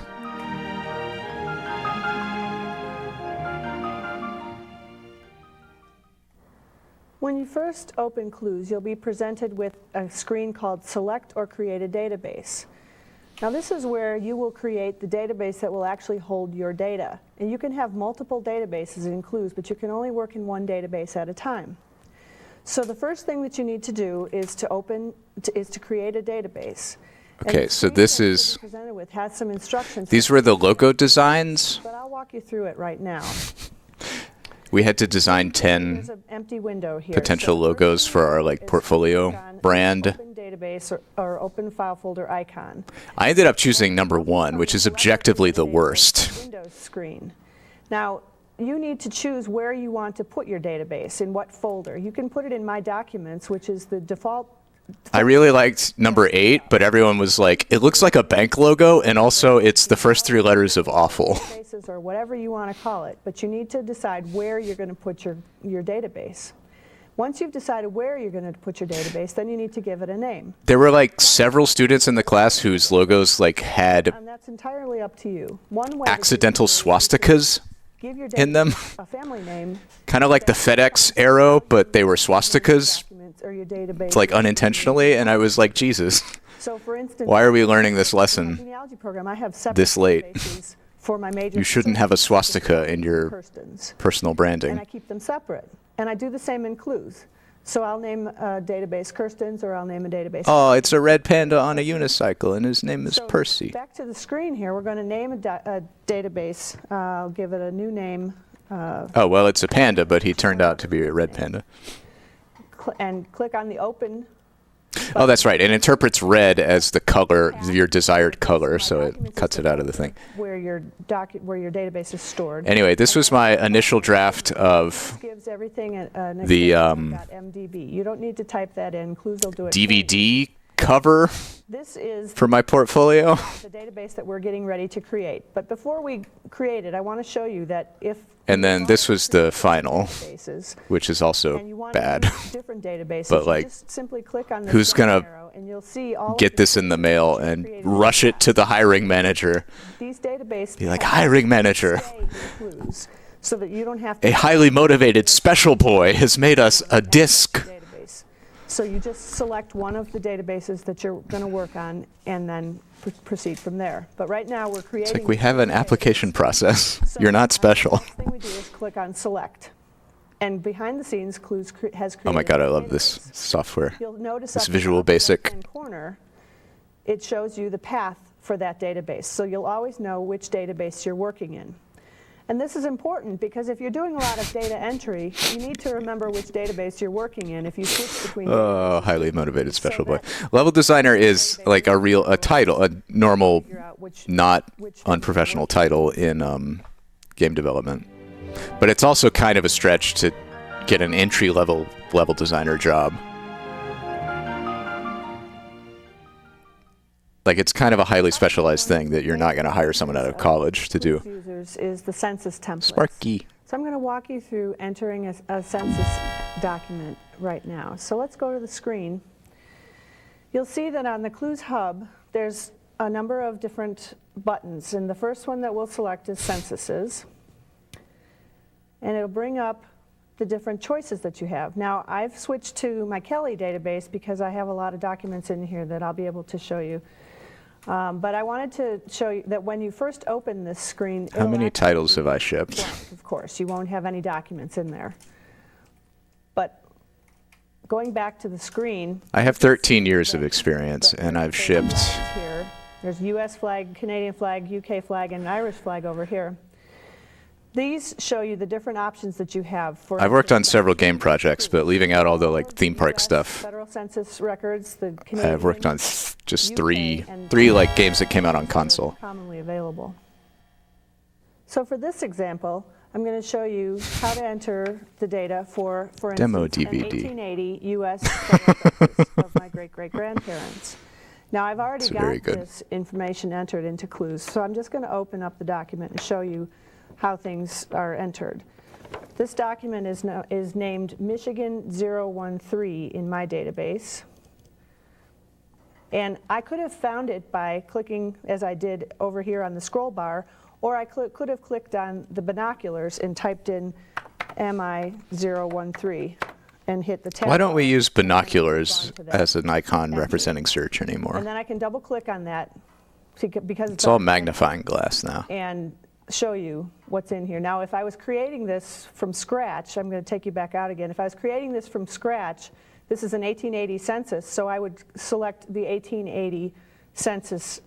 I love the insanity, like the insane UI design of just having a preset list of countries and the dates that they had censuses as a hard-coded set of buttons. MI, or Michigan 013.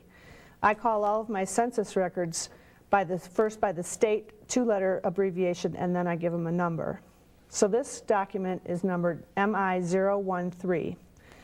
In all of the census records, the publication number is entered for you because I do feel some affinity with this lady, like developing a very niche software product and then having this passion for wanting to explain it to other people. The next thing that you do is, after you've entered the personal file number, you enter the rest of the identifying information for that particular census. Everything in blue helps you to find that document again. So for instance, the roll numbers, this SD is supervisor's district, ED is enumerator's district. All of this information is going to help you pinpoint this document again if you ever have to find it at the National Archives or at the Family History Library, so you can go right to that document if, for instance, you lose a copy of it. The next thing is the geographic information, the state, the county, township, city, and then the repository. Now all of these drop-down boxes, you enter the information once and it's stored in Clooz, so you don't have to type it in again. So the next time that I go to enter information from, for instance, Wayne County, then I just type in the WA and it will give me the first WA choice that comes up in that list. And then I look for Wayne. So I don't have to retype it. This is one way of storing data so that it's more efficient. Now, as you'll see on the screen, there's also, after the repository, there's also a field for the Family History Library number. So if you've gotten this census from the Family History Library, you can put the film number that you found it on in there. So once you've gotten all of the information entered into the blue area for that particular census, then it's time to start entering your people. Now, your people can come into Clooz either by importing them from a genealogy program or by entering them one at a time. When you import them from a genealogy program, you're going to be you'll actually be exporting them from your genealogy program and then importing them into Clooz. There are instructions in the manual for doing this. Or another easier way I'm looking at is that you can other old SCAD class files. Which is www.legacyfamilytree.com. One of my favorite classes was C++ Programming 2, where we had like learned the basics of C++, and then we had this whole course that was just like, make a game, do it. And I ended up making an engine and a bunch of tools and no actual game, which I guess was a predictor of my future endeavors. Enter them one at a time. But like I made this like Super Metroid style like sprite like tile collision system, on the link button at the bottom. and then I ended up with Whenever you put your cursor over one of these buttons, you'll game where you could just controlled the John Madden sprite and you could aim and throw Tough Actin' Tenactin around, but there was no like actual interactions. Here's the list of people that I've either brought. And then by the end of the semester, I ended up with this game where you like controlled a cat that could jump around and throw out these little balls. But again, like no enemies, no objectives, no way to beat it. It was just like an engine. It was fun. You're not going to want to scroll through the screen. The professor was very, very disappointed in me, but was also like, you did great work. The name quickly. So you click on the binoculars icon and type in. But I learned a lot about, scope creep. And if that's the person you're looking for, you hit the tab. That I failed to really absorb. And that person is linked to the document below. So you keep doing that until you're done entering all of the people in that particular census record for that family. Now, if you are, for instance, studying a neighborhood in a small town, you might decide to put all of the people So this is from 2001. all into the same document. There definitely were like consumer level-ish capture cards at the time. It tended to be much cheaper to just point a camera at the screen. And you'll see. I guess they're probably capturing here, yeah. Because it would have been like, by 2001, it would have been like a few $100 to get a capture card. He's got a details button next to his name, but there's nothing in there because he's not had his information entered. But I'm going to show if you're editing digitally, which again would have been feasible at a consumer level by then. Save a little bit of time. Each person has a details button next to their I mean, hell, she's got a flat screen monitor there. That person in that document. That's hot stuff in So you click on the 2001. details button, and up comes the details screen. In the upper left-hand corner, you'll be able to see the name of the person that you're working on in case you forget while you're working. Sometimes when you're doing a lot of data entry, you might forget what you're working on, and so that's just a little reminder to let you know who you're working on. All of the fields in this document, or excuse me, in this detail screen pertain to this particular census year, and all of the fields correspond to that census year. So this detail screen will change from one census year to Howdy, we are watching How to Use Clooz. This information in here you can enter in based on what you find. This lady is Elizabeth Kirstens. She's the person who developed, the date taken, the street, I think. that's on there. Yeah, she created Clooz, this and given name. software for Their names in there once. filing your genealogical records Information here electronically. as they are enumerated in that particular census. This helps because you'll be able to tell how somebody's name was spelled in one census, and then you'll be able to tell in the next census. And when you go and pull up one person's report, you might be able to see all the different ways that somebody's name was spelled. With a name like Kelly, I've found it spelled about 6 different ways, believe it or not. And so it's been helpful for me to have the surnames in there so that I can remember when I'm searching to look. I like this set, like the wreath and the chair in the background. It looks like a self-explanatory. Once again, it looks like a drop-down boxes, church office. Information. Once you enter it, it'll be stored there for you. Yeah, there was a checkbox I saw that said deaf/dumb. When you're done with Deaf/blind, deaf and dumb, idiotic, insane. Yeah, those are some very early 20th century descriptions of disabilities. On the details button for that person, a screen will come up that will say. It makes sense because you're recording the information that was at the time phrased in that way.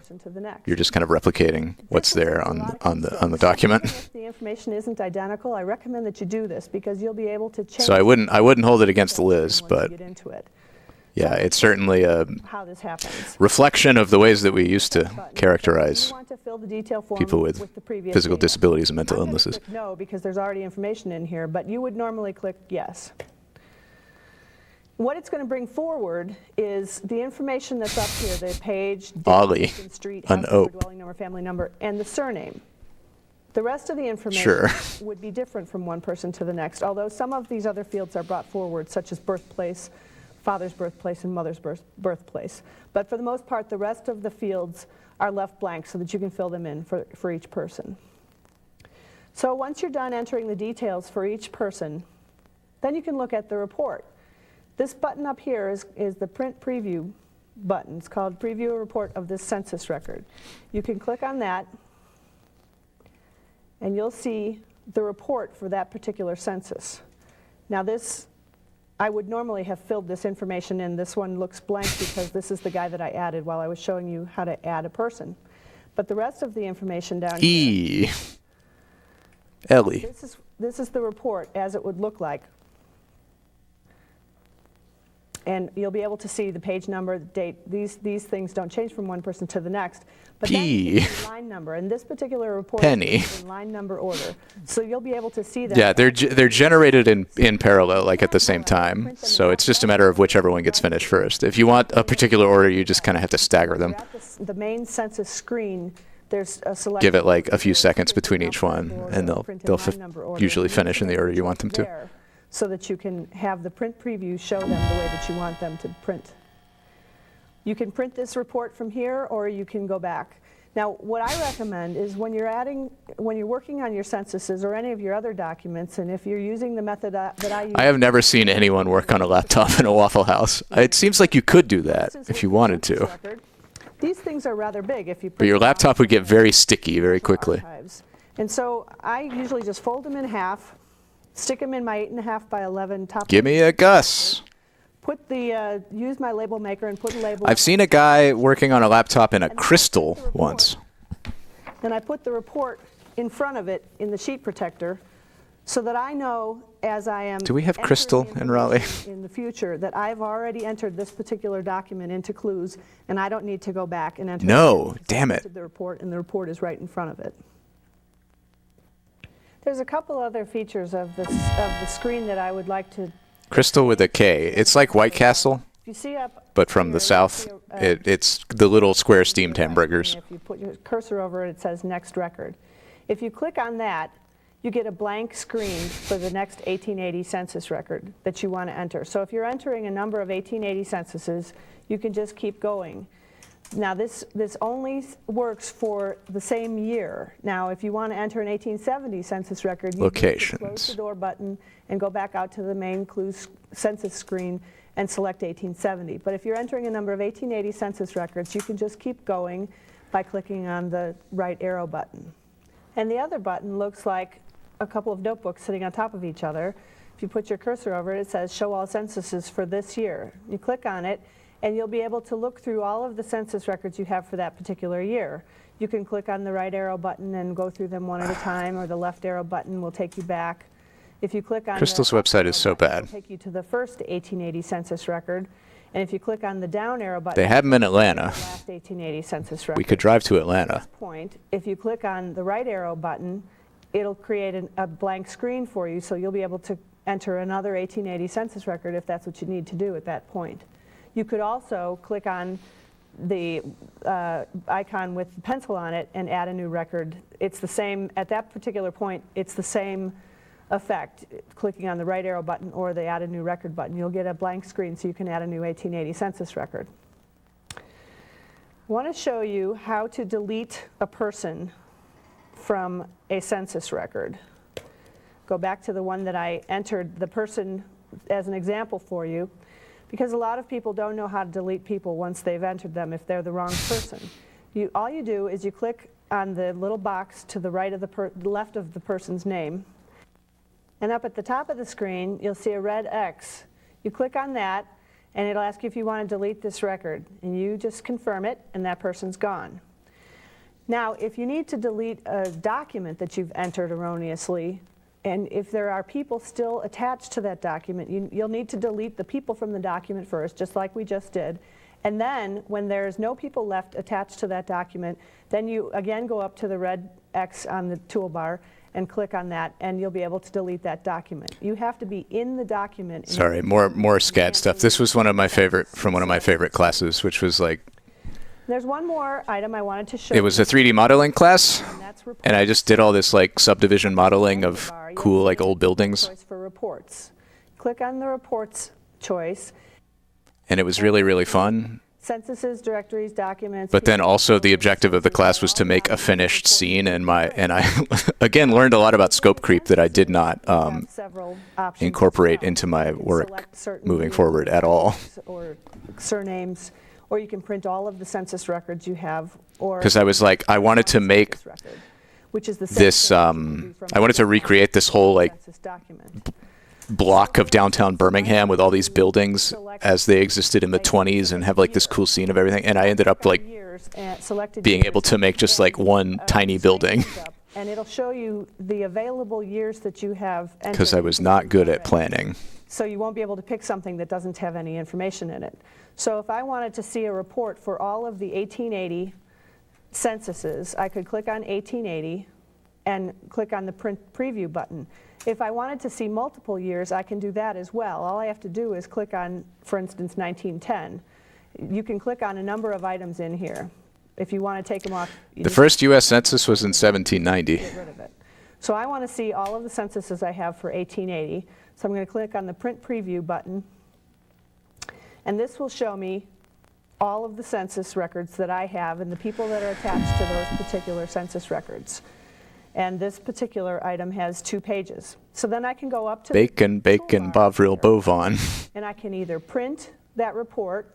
Beautiful. Or I can zoom in to see it larger. Have I ever thought about possibly having ADHD? I've identified with some of the like descriptions of it, and this report but to Microsoft Excel. Whenever I've like mentioned it, Haley is like, "No, you don't have ADHD," and Haley is ADHD expert, so I just assume that I don't. Do any of those, I can click on the door button and leave that report, and then click on the door button again and leave that item.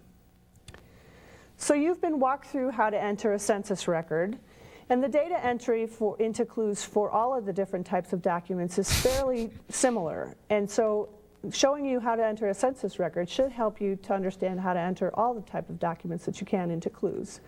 In our next segment, we'll walk through entering some documents into Clooz. Do y'all want to learn more about how to enter documents? Or do you want to watch Animal ABCs?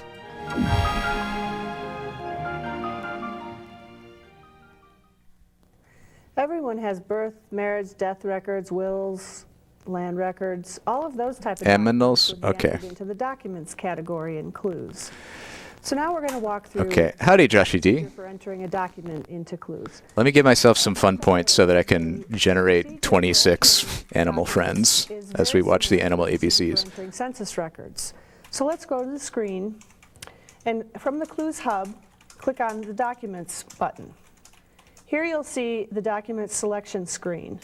Now, of course, when you go to enter your first document, this will be empty, but you can see that I've got a number Bible of 12. documents in here. Bible 12 is my favorite Bible. When you're in these screens, the Clooz document screen or the Clooz census screen, Okay, let me go get you can sort your entries. Animal ABC. Well, let me find it first. Personal file Let me figure out what is the default tape number it is. So every time you open the screen, it will sort by personal file number. Hey, thank you for the 300 bits, Animal.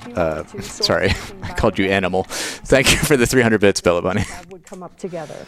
Or Animal alphabet. year ascending. Learning your ABCs with animals. This is tape number 191. All right. That's going to be... Sort by year descending. So you could see all of the records that you have for the most recent years on down. You can do that in any of the selection screens, and I wanted to show you that because I hadn't mentioned it before. Now, when you go to enter a new document, you would click on the... Okay, 191 is going to be around Kathy Smith and over Florida and share. Cool. And that'll bring up a blank document screen. I don't think they wrap the ABCs, which is a real disappointment. But I want to show you. I'm going to close this again. But let's see. I'll be right back.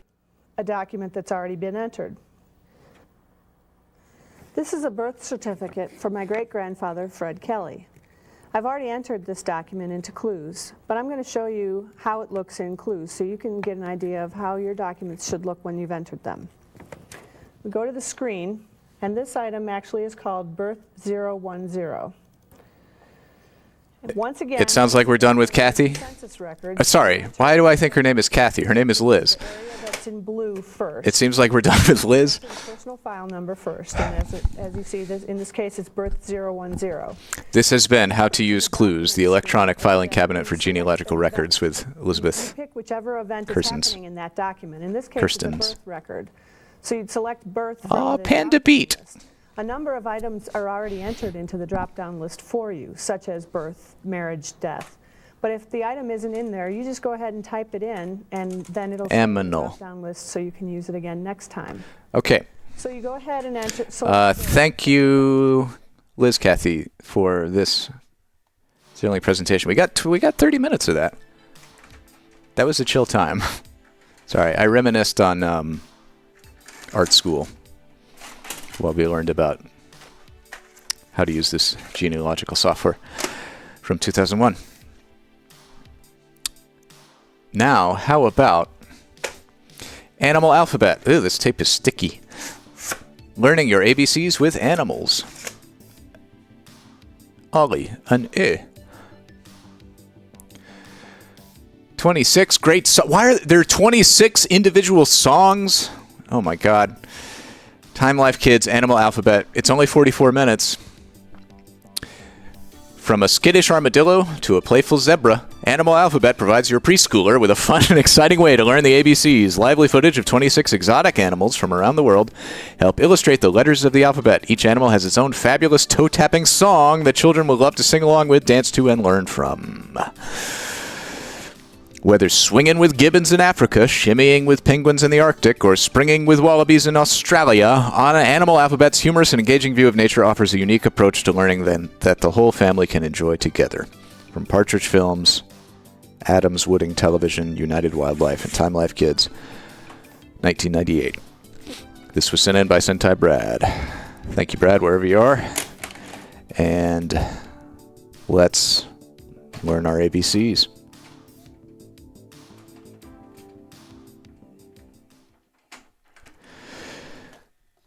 Here we go.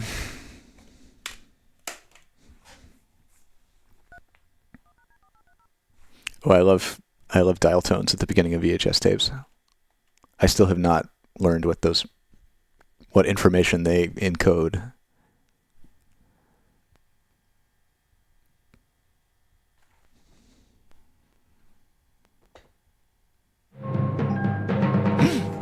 Ooh, yes. Give me that bouncing cube.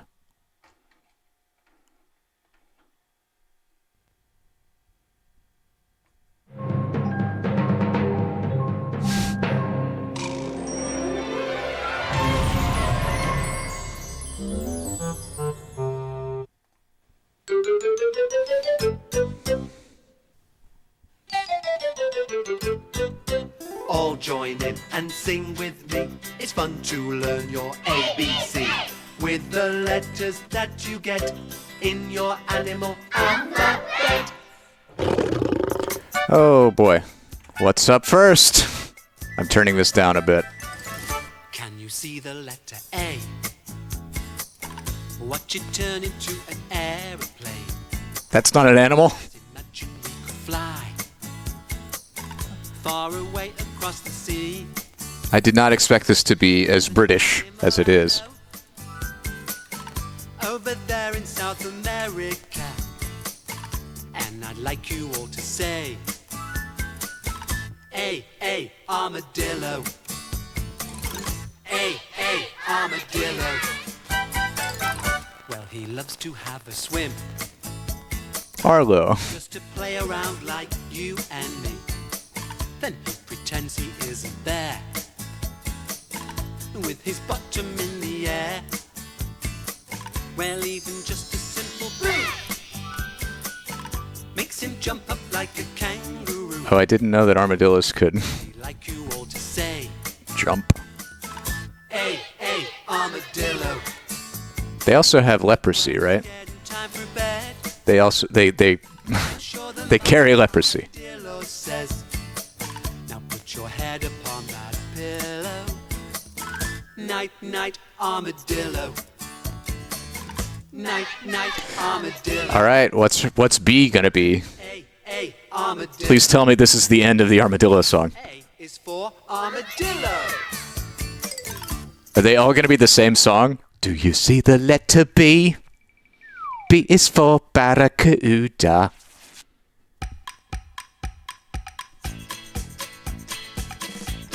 Bison.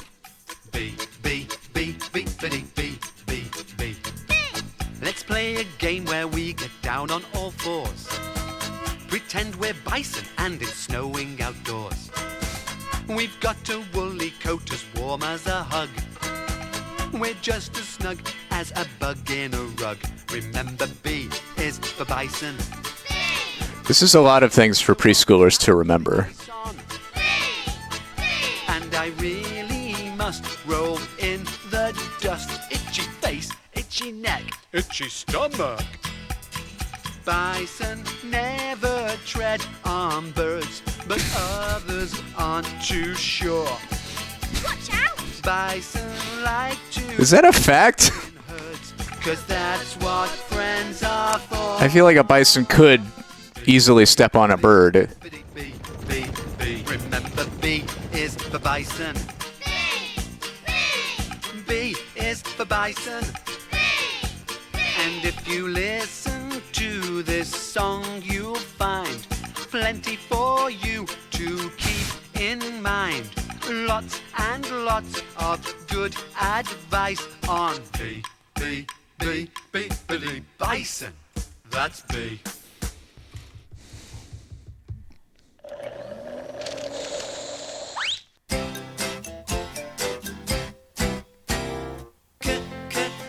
Chameleon. C.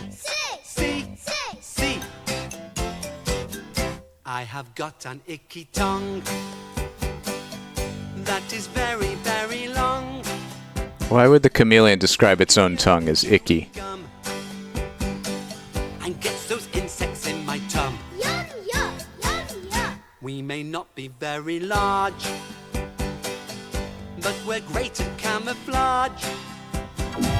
That's like a game of hide and seek. Don't want to end up in his beak. I look like what I'm sitting on, branch or twig or stone. I change the color of my skin, Carmeleon. appear by blending in. Delicious. Chameleon. See. I'd love to get inside this nest. I only want to have the rest. But Daddy Bird does not agree and sticks his beak right into me.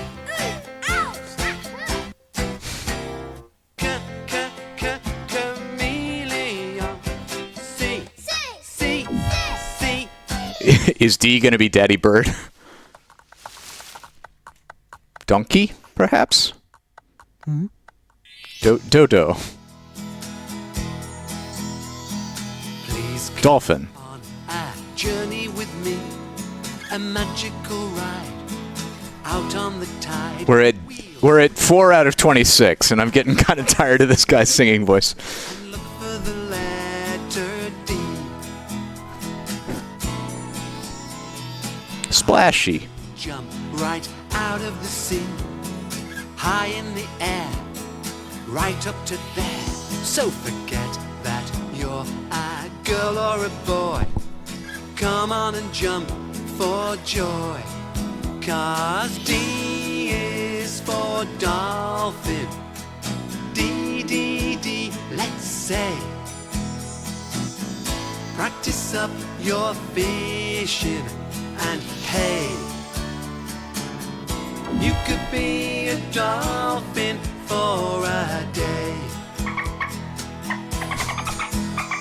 If wishes were fishes and dreams did come true, then I'd surf the ocean with you. Now our journey's nearing the end. You know you've made that special friend. God, this fucking Barry Manilow song about dolphins. Out of the sea, we found the letter D. We found the letter. What's E? This is a British tape, so I assume it's gonna be like U. Elephant is a pretty safe guess. Yeah. E is for elephant. E, E, E. When it's hot and there's no breeze, me and my friends hide under trees. My trunk stretches past my knees. I think I'm going to sneeze. Achoo! There is nothing half as good as wallowing about in squelchy mud. It's nice and cooling for the blood. To me, me, me. 'Cause trunks are more than just noses. We don't just use them to smell. We can reach right down to our toeses and squirt up water as well. So, E is Spike. for elephant. E, E, E. On either side of my trunk you see a long white tusk of ivory. It's a part of my anatomy. So the friends and the ghosts both, you can cheer 200 bits with ghosts of something or friends of something. Or if you have golden VCR fun points, which you get by subscribing or various other means or cheering, you can use those by just doing ! ghost or ! friend, and that'll use 200 fun points from your balance of fun points, which you can check at any time with the balance command. Flamingo. Stand with a hand on either hip, make each arm a wingo. Bend at the knee and take a skip, just like a flamingo. My, oh my, stand on one leg, stretch up high. Tell you why. We're gonna do a dance with the name of the bird, and the name of the bird we all just... Sunny. The very first letter of that word is F. For feathers.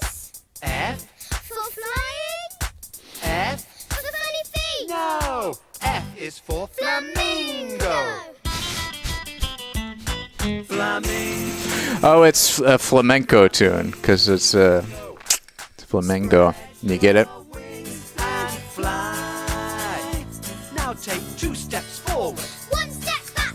Shake those feathers. Clackety-clack. Quietly now, no yakety yak. Just 2 steps forward. 1 step back. Move to the left. Move to the right. The fun point economy has been historically very chaotic. Yeah, we are the Weimar Republic of Twitch channels. Flamingo, flamingo, spread your wings and show that F is for flamingo.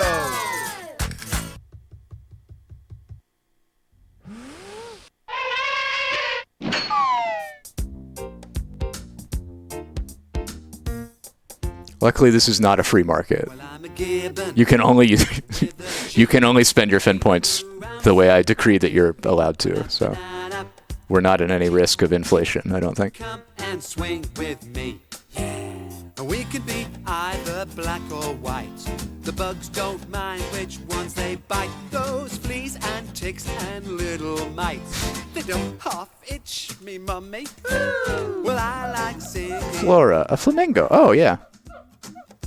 It's one of those songs that never ends. Please make it end. You like it or not depends on if you are a gibbon. Gibby. Sing high, sing low. We all join in the jungle show. Swing, snap, sing, go. 'Cause G is for gibbon. When you grow up, would you like to be an acrobat? Just like me, we sometimes fall and get in a muddle, but only stop when it's time for a cuddle. I thought it was a good idea to climb and climb and climb up here. But looking down now, I've gotta say that the ground looks very, very far away. Swing high, swing low. We all join in the jungle show. Swing, stop, sing, go. 'Cause G is forgiven. Yeah, G is forgiven. What comes after G? H? No. Yes. H. Hippo. Hyena.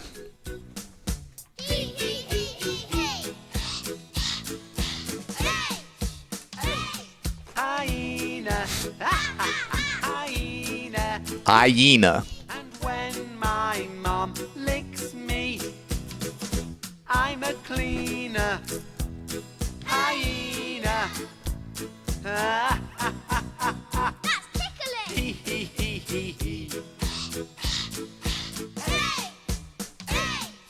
My mom thinks I'm kinda cute. I guess she's Oh. fun too.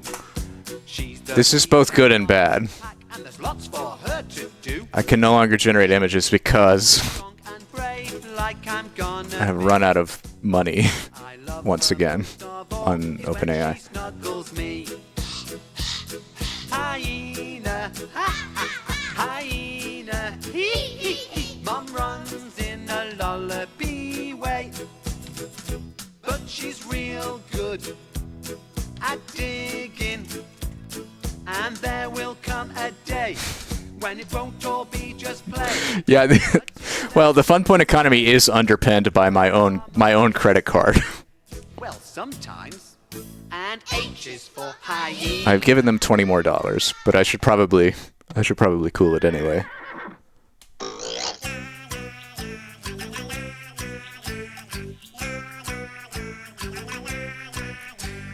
I is for insect. I.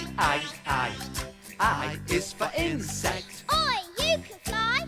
They may not be what you'd expect, 'cause not every bug is an insect.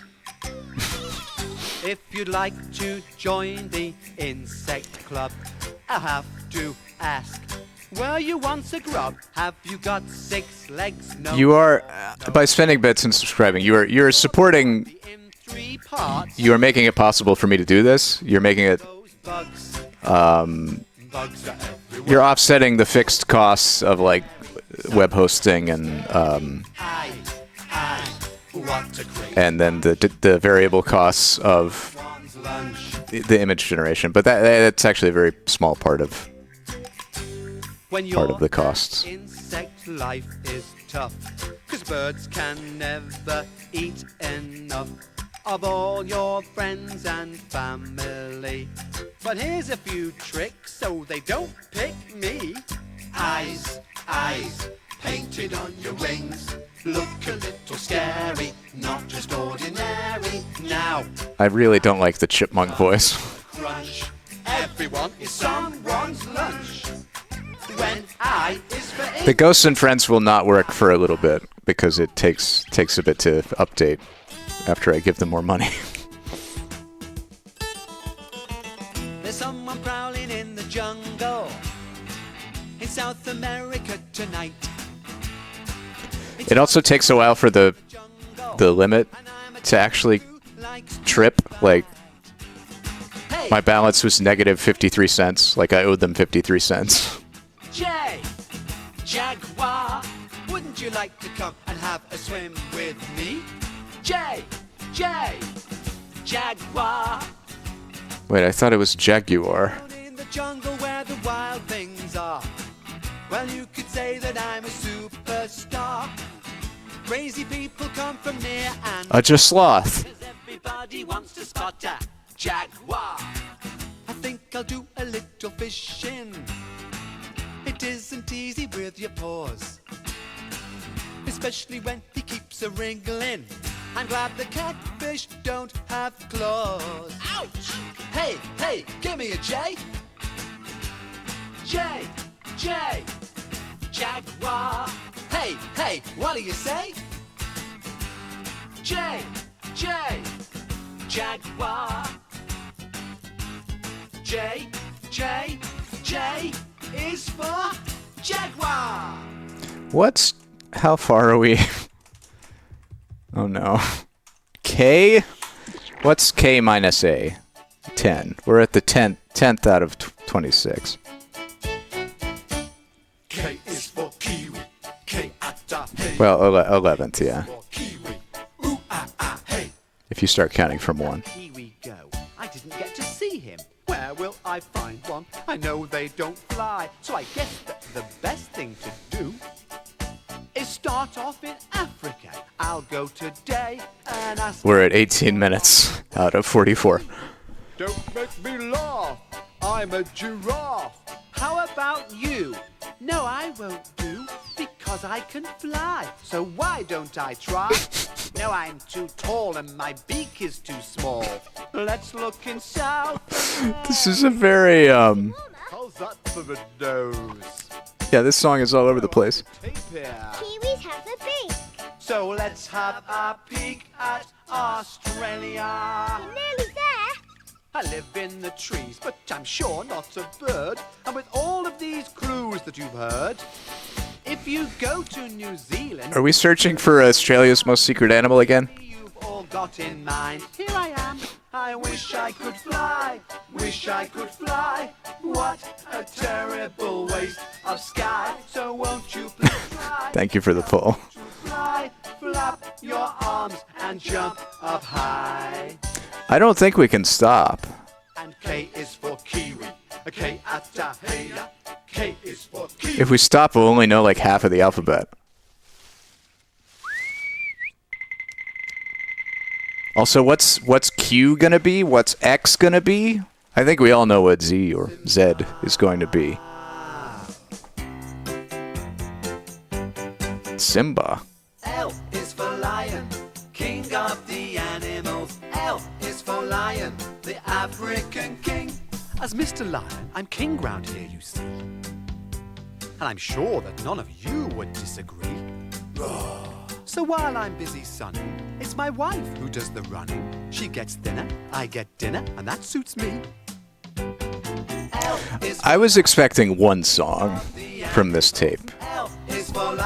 I thought it would be more like Rapping the ABCs with Duncan, where we get one just very long tortured song, but instead we get 26 tortured songs. So, after lazing in the sun, I think it's time to have some fun.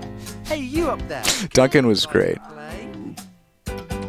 L is for lion, king of the animals. L is for lion, the African king. While Mom is up a tree, we are the fearless three who don't mind hunting when there's no one there. But if we hear a sound that makes us all turn. There are cute animals. Quail is one. A quetzal. La la la la la. L is for lion. La la. A quokka. Yes, L is for lion, the African king.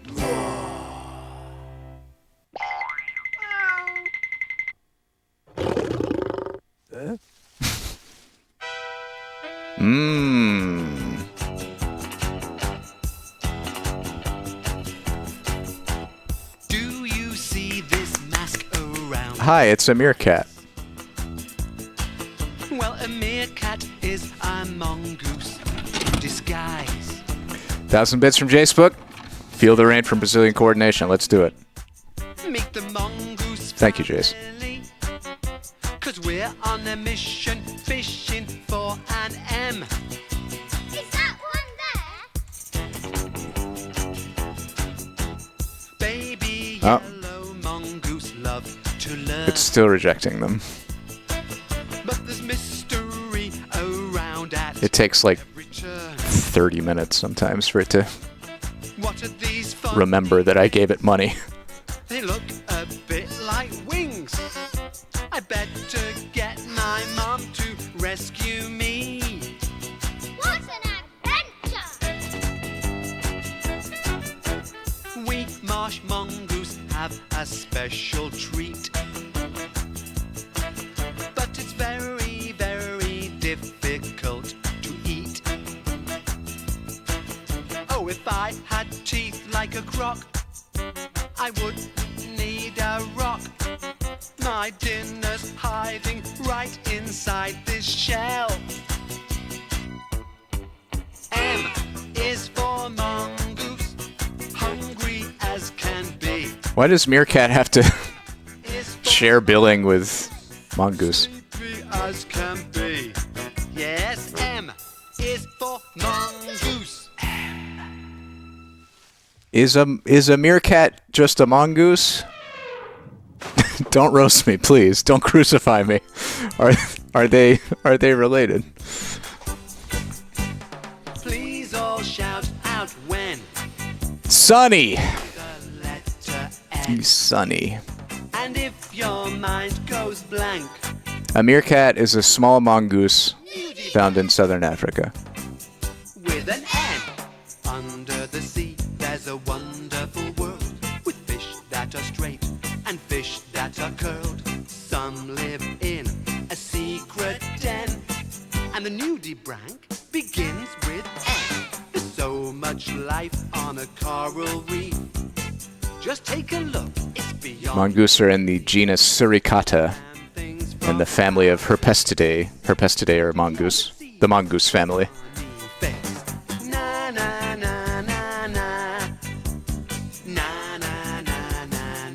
I remember having to memorize in like 8th grade science class so many like Latin classifications of animals and plants and stuff. It's just so weird that we like arbitrarily gave everything in the world a complicated 7-word Latin name. But I guess you gotta pick something. So if your mind goes blank, remember, now what was it? Oh yes, nudibranch. Nudibranch! With an N. What?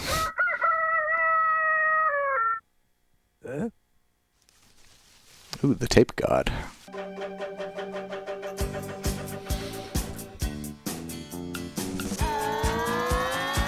I'm from an Asian jungle.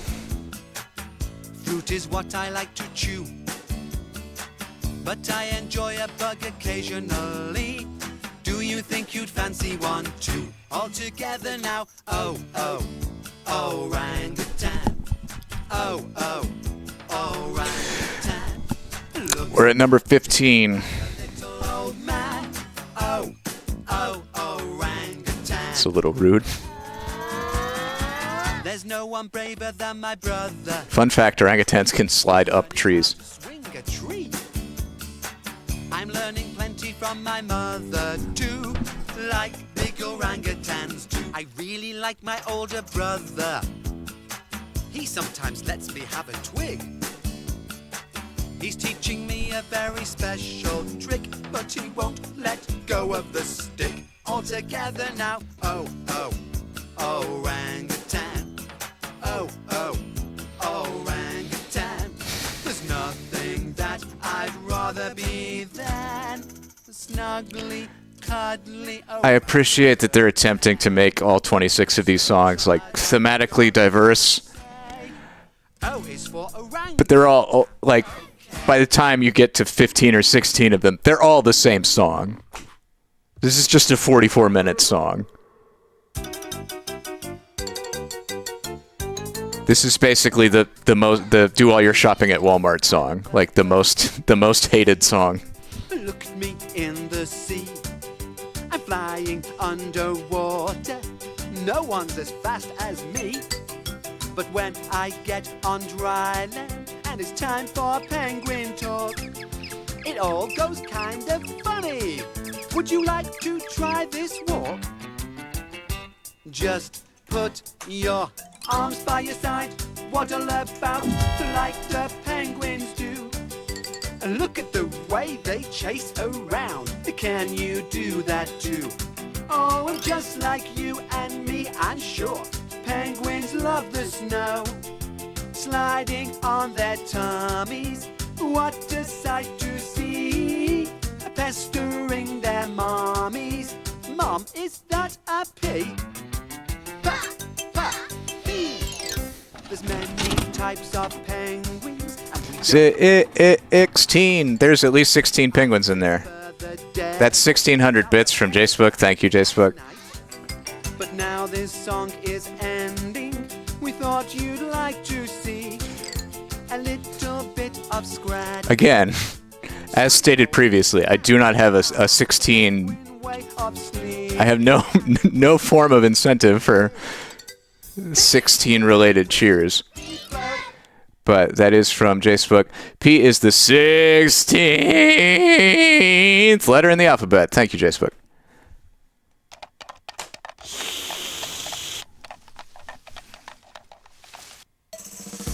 QQ. Cry more, noob.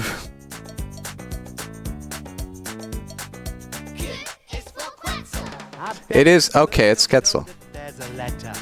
Or Quetzal, if you prefer.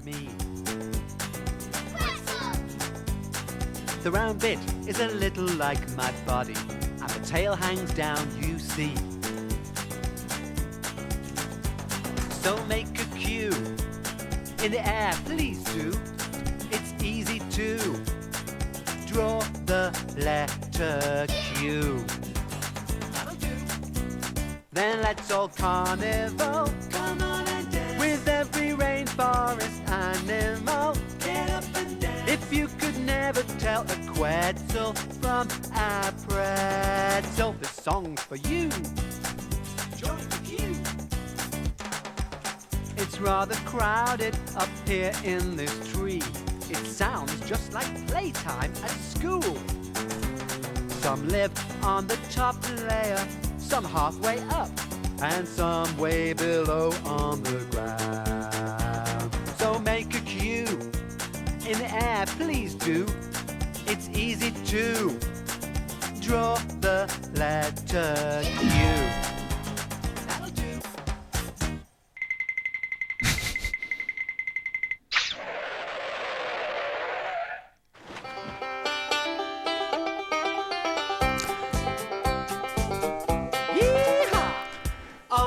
How much does it cost me per image? It's a few cents.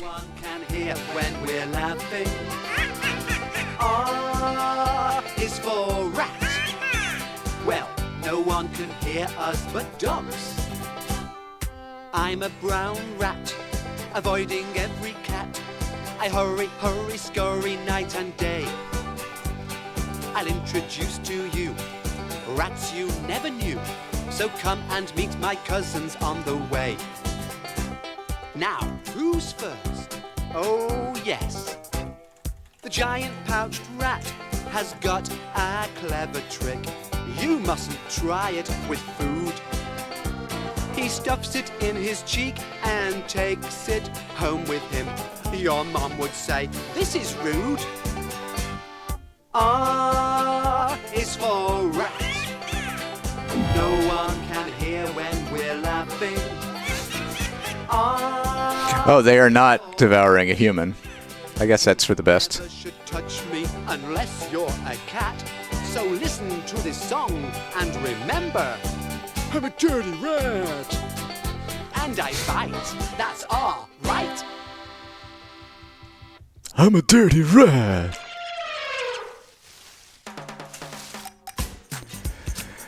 Okay, we're at 19 out of 26. For God's sake, pick up the pace. And my name starts with S. Hunting's what I'm good at. What's that letter? S. I lick my lips. This is getting physically painful to listen to. In that tree. Going up, coming down. Oh, what else can I see? Jump, jump, jump, jump. So everybody jump, jump, jump. Say S is for serval. Then curl, curl, curl. Your tail like servals. Do everybody jump, jump, jump. You might land on an S. Sir, if you don't find Sunny. just sniff, sniff, sniff. Of course, it's Sunny. Sniff, sniff, sniff. Well, I wish that I could see who's crawling over me. I just know he's biting and his ears move floppily. Well, we've drunk our milk, had a wee, and feel all snuggly. Did you hear someone coming? Yes, it's Mum. Hey, hey, hey. Why aren't you asleep? Well, just one lick, lick, lick. Shelly. Great shark name, Shelly. Dream, dream. And one day you'll be big. And maybe you can learn to jump, jump, jump. 'Cause S is for Serval.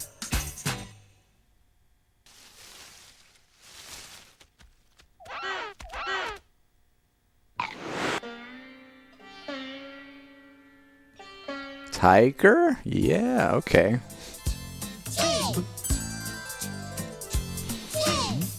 There's someone creeping while her cubs are sleeping.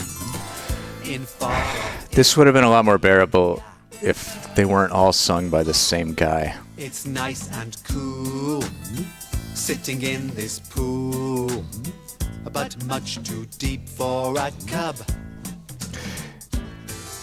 A T is for tiger. Ow. Like, I think the bar is set very high for me because I've heard Picnic. I don't know how many of you, yeah, that wasn't a Golden VCR stream. That was a proto stream when we watched Picnic and The Sun. Claws and paws. Look at those teeth. Raise your hand if you were there for Picnic. How does this cat compare to yours? We gotta... I have that tape somewhere. You stood her next. We can watch it on Golden VCR eventually. Never did see a cat as big as that, as purry as that, as wriggly as that, as cute as that. These songs, man. As wet as that. There are no VODs for those streams now. There were only a few of them. They're very, very seat of the pants. Is for tiger. T.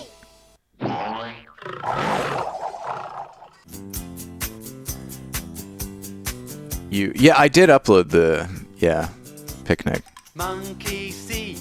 Monkey. That was before I had a better capture workflow, so it was. I'm now doing 60 FPS whereas before it was 30. Funky monkey, I tell you what. Although I think those shorts were produced on film in the 70s, so I don't think it matters. So watch what the Yukari does and do the actions too. Monkey sees fruit, eat. But I also now, when I upload things to YouTube, it's... I was originally capturing 640 by 480 and just uploading that, but then it gets compressed at 480p at like a really low bit rate. So now when I upload stuff to YouTube, I've upscaled it with interpolation to 1440 by 1080, and that gets processed in HD at 1080p 60 and like looks way better. Mine. Monkey being greedy. Nag. Monkey feeling happy. Wag. Monkey see. Monkey do. We've looked all over the jungle. And we've just found Yukari. Okay, there's 7 left. Count them down, folks. I'm starting to feel physically ill.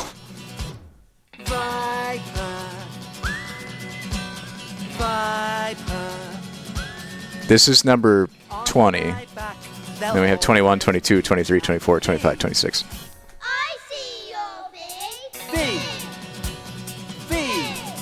If you wonder what it's like to be a snake, get down. TUVWXYZ.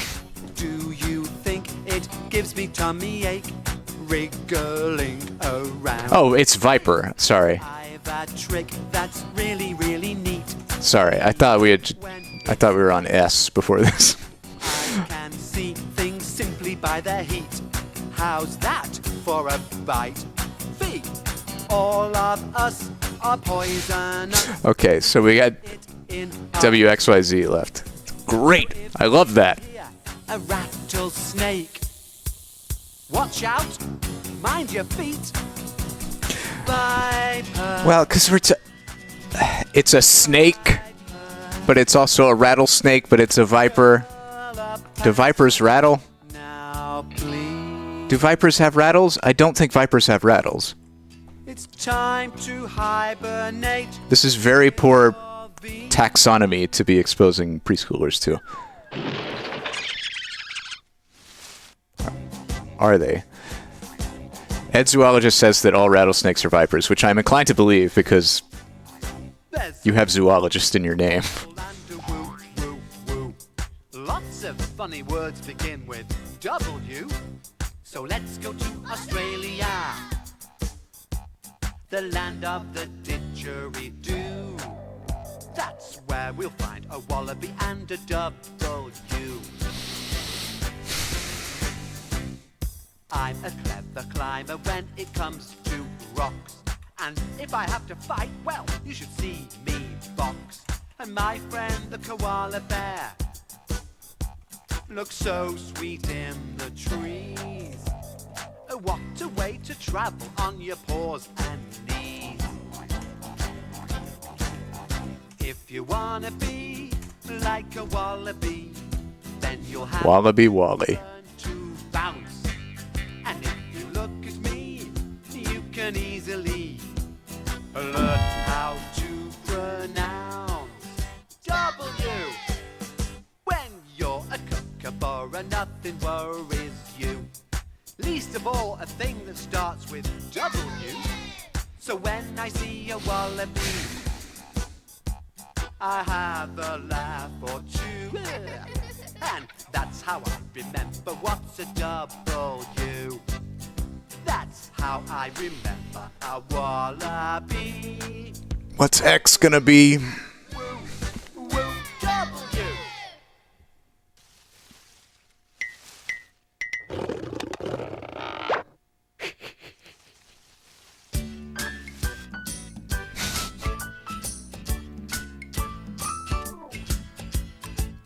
X is this letter for Xanapus. Xanapus.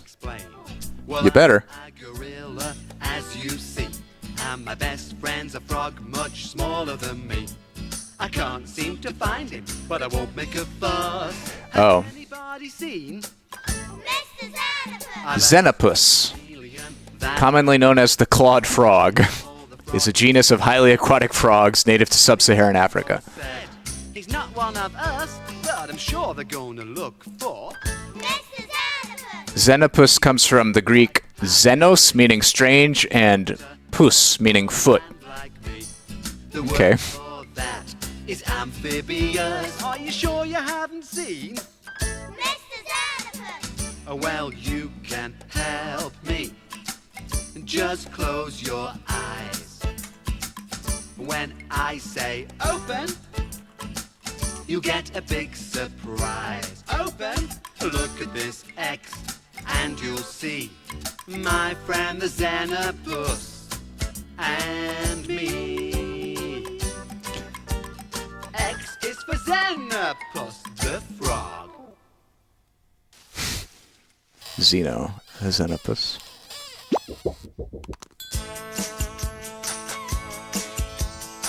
God, we're almost done. Yak, yak, yak. Why, yak, yak, why, yak. There's a great big yak with a hairy, hairy back who'd like to help you all learn why. Why he's powerful and loud, why the mums live in a crowd, and why it is they're not much fun. They stand up, sit down, watching all the clouds roll by. So stand up. Okay, that's just straight up Pacific Rim, but okay.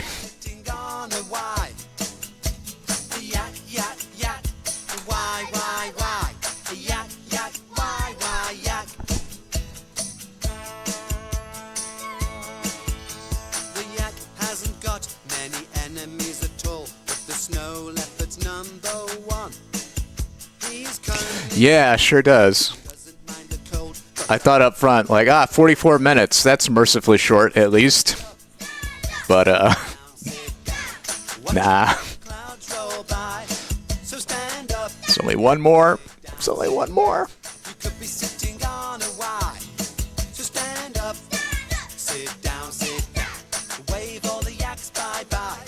Then jump up, climb down from the mountain. This is almost Chatter levels of pain for me.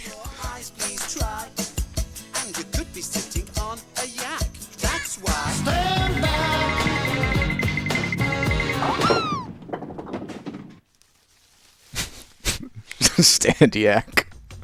Oh, I wonder what Z is gonna be, huh? I wonder. Come with me on a letter safari. Let's go to Africa. God damn, we've been in Africa, like a lot. Letter that you get in your animal alphabet looks like a zigzag. Can you see a zebra and the letter Z? I wonder if this was specially produced for the American market as an alternative version where they say Z instead of Z. Does it confuse the lion's eyes or just keep off those pesky flies? Black and white go well together, roll over just like me. What's that there when we all jump up now? Is that the letter Z? That's me, Z. I don't mind birds upon my back, 'cause when they're ready for a snack, there's plenty of bugs for them to eat, and I can't reach them with my feet. Black and white go well together in perfect harmony. And what can work so fine for a zebra could be the same for you and me. 'Cause love is as easy as A, B, C. Are we learning lessons about love now from this? It's a bit of a stretch. Go to hell, Anton Mullen, you beautiful bastard. All join in and sing with me. It's fun to learn your ABC with the letters that you get in your animal alphabet.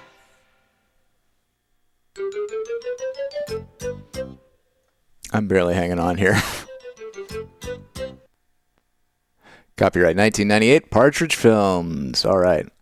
Well, that was great. That was great. I'm going to steer clear of any preschool-oriented tapes for the remainder of this stream. Oh, God, yeah. Let's see what... Let's see. Okay,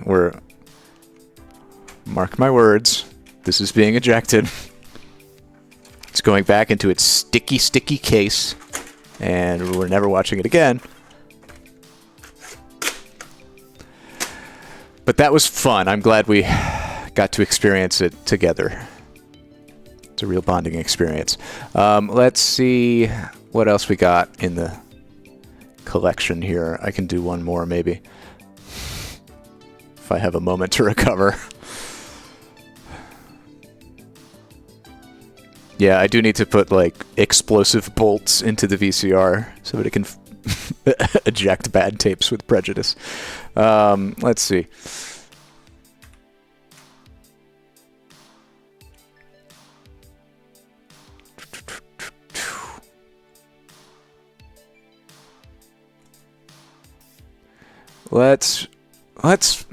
I tell you what. Let's go find a mystery tape. Actually, let's just look here for a mystery tape. Let's see. Susan.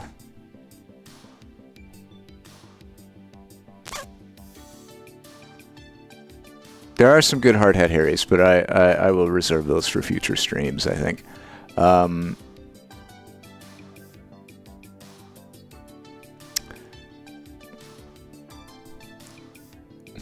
We're not gonna watch Shanghai Noon, even if that's what's on the tape. This one looked interesting. I just caught like a small glimpse of it, and it was pretty neat looking in its novelty. So I'm gonna grab this one and we'll see what's on it, and then see how long we want to watch it.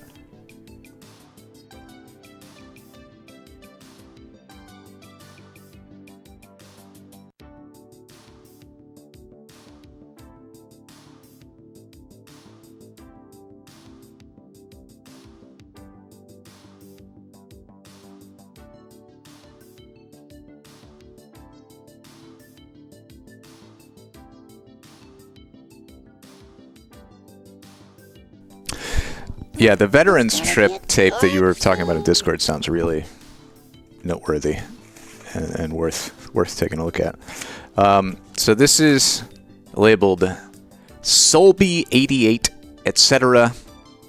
Van Huizen. I think this is from the same sort of.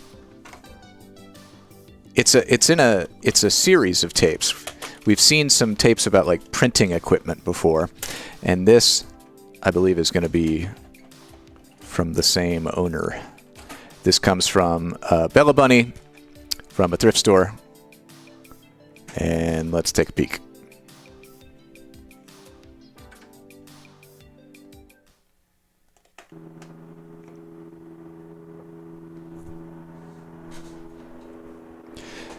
So I looked at this briefly when I first cataloged it just to see what was on it, but I only looked at like the first couple minutes of it. So there may be other stuff on here. Who knows?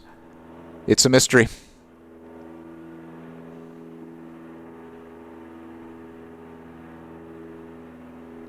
Okay, ready to roll?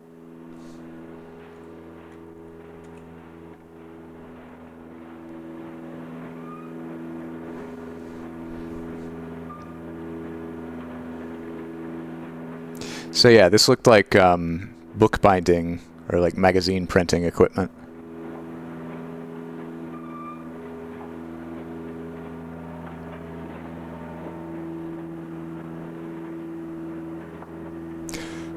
Accidentally, no.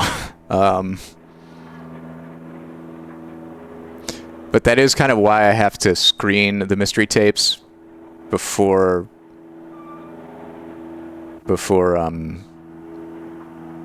streaming them. Because I don't want to accidentally stumble across somebody's like homemade porno tape while streaming live on Twitch. It's a shame because it kind of takes some of the mystery out of it, but what are you going to do?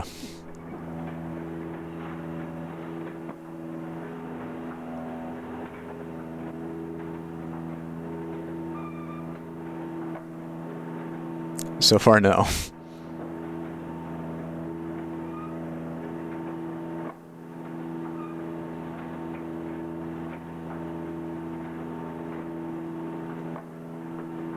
This is the fun of mystery tapes. Like, I have no idea how much of this footage is on here. It could be two. Yeah, this is SP. The VCR tells me the speed. So this could be 2 hours of this, or it could be... Okay, this was September 12th, 2000, apparently.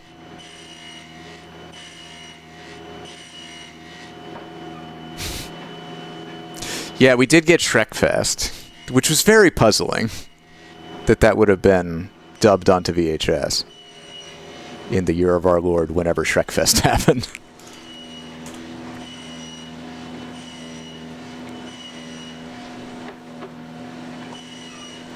So I bought a bunch of tapes at a thrift store that looked really interesting, and they turned out to just have Shrek fan films dubbed onto them. Like someone had unright protected them and recorded the fan film that was produced for Shrekfest, which is like a gathering of Shrek fans in Minnesota or Milwaukee or someplace. So it was just like a really bad VHS quality copy of like a fan film that you can see on YouTube that was like contemporaneously available on YouTube when it was produced. And for some reason someone decided to dub it onto a series of VHS tapes. And then they ended up at a thrift store near me. Okay, so that man, this is how it's made basically, but we're not getting any information. This person picks up the leaflets as they come off of the machine and puts them on a table. And then the man with the hairy arms stacks them up neatly. There were multiple tapes. So this actually happened originally pre-Golden VCR. And then it happened again when I streamed another one of these tapes. But like several of this, I ended up with several tapes that had Shrekfest on them, and so I didn't, the ones that I knew had Shrekfest on them, I did not include in the Golden VCR library, but one snuck through anyway.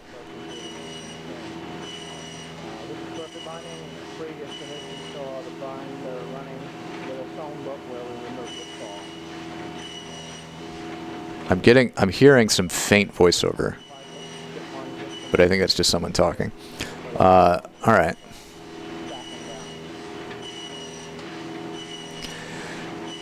So I guess my question is, why is this being recorded in such detail?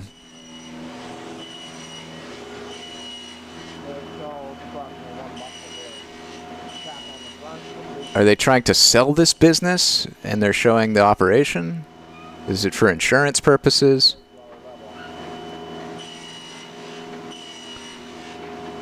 Are they like sending this in to the manufacturer to demonstrate some kind of like problem they're having with the machine?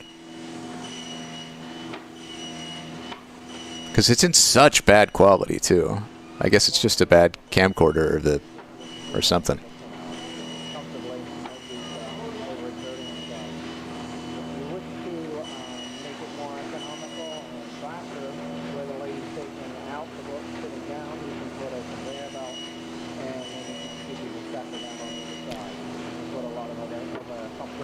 He's saying if you want to make this process faster or more economical, you could put a conveyor belt where that lady is and then have the things just automatically go to some other, like, sorting machine, I guess.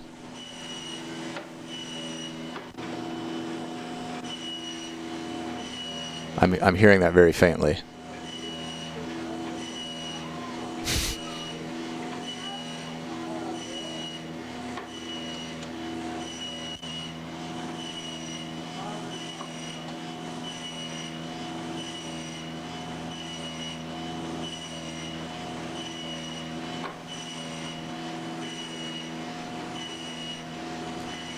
Let's skip ahead. Should we skip ahead and see if we're still in the print shop?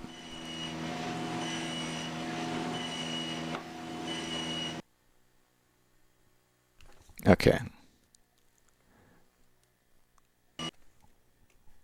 We can go double speed. If we go double speed, you still see it. If we go fast forward, the tracking cuts out. That's fine, though. Let's see. Let's go up to 10 minutes.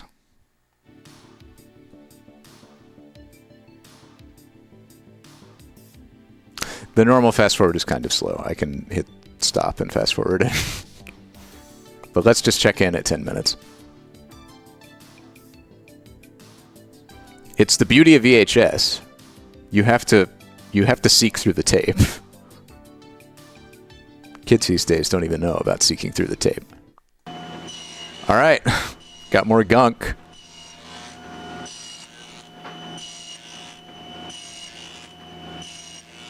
So this is a different format of publication, I guess, that's being bound or printed or something. Are those VHS tapes? No, surely not. That would be odd.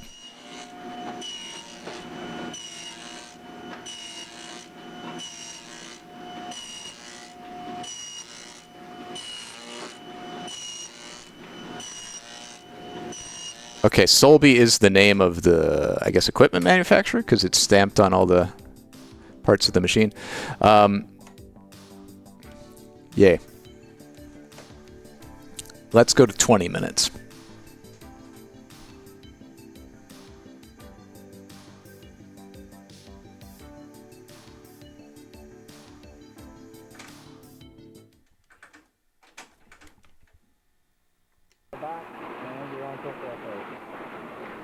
Okay, so the guy recording this is explaining it, but the room is so loud that it's very, very faint on the tape audio.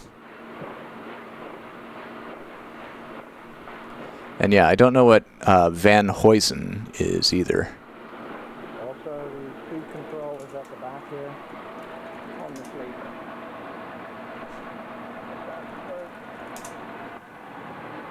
Oh, Van Huizen. That's okay. That's the URL that Bella linked. Van Huizen Bookbinding and Finishing since 1974.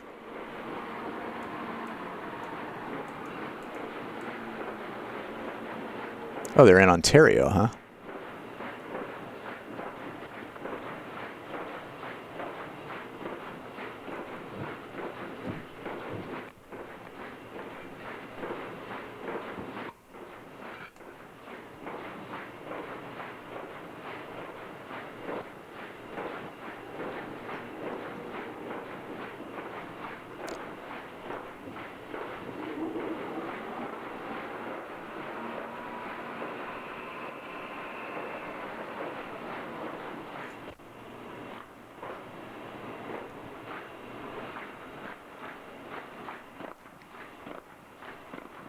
So this is, we're doing some large format printing, I guess.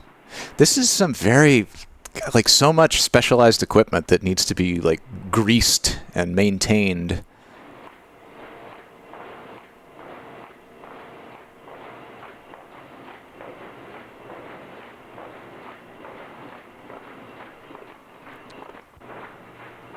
It is a, I guess, you know,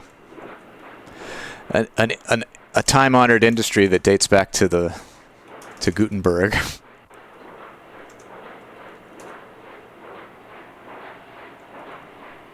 is a Brackmar roller pressing unit. So once you've made the covers, it has a steel top roller and a. All right, let's go to an hour. Oh, it's Wednesday. It's the middle of the week. How's everybody doing? Are you having a good week? Is what I want to know. Oh, I think we ran out of signal. Yeah, okay. So it's only 24 minutes on that tape. Because the tape still spins, but when the timer stops moving, that means there's no longer any like actual video recorded on the tape. So let's just watch the last few minutes of this to see a man pointing at bits of machinery. There's a beveled blade, and the pot is underneath. Very shallow pot, the aluminum pot you can see there. Slides in and out very quick, easy cleanup. And it opens up in 2 sections, places a bead of glue. This seems like it might be very, very fascinating to like 1 or 2 people.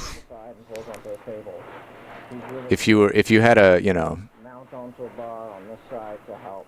old-fashioned printing equipment hobby, this would be a really neat find. It's all hand controlled by foot and hand lever control here.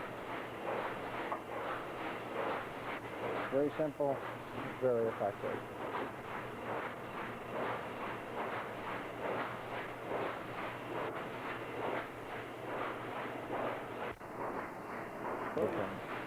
Hey, it's a sewing machine, and it's the end of a tape. Creating signatures. Oh, it just kind of trails off. All right.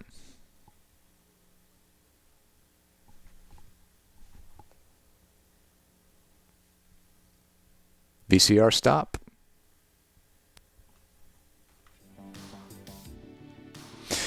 And that's it. Well, I'll fast forward to the end just in case there's more on there. But there's probably not. This was, hey, a mystery tape that didn't last 4 hours. Sent in by Bella Bunny. I do appreciate too, like the design of different sleeves cases for VHS tapes.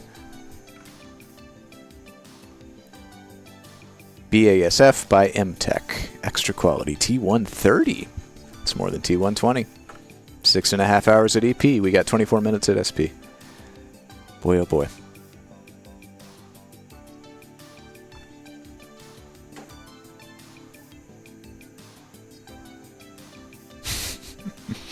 That would be fun. I haven't actually collected that many of these covers. I'm at my limit kind of on like things that require work. I still have to scan a bunch of tapes. And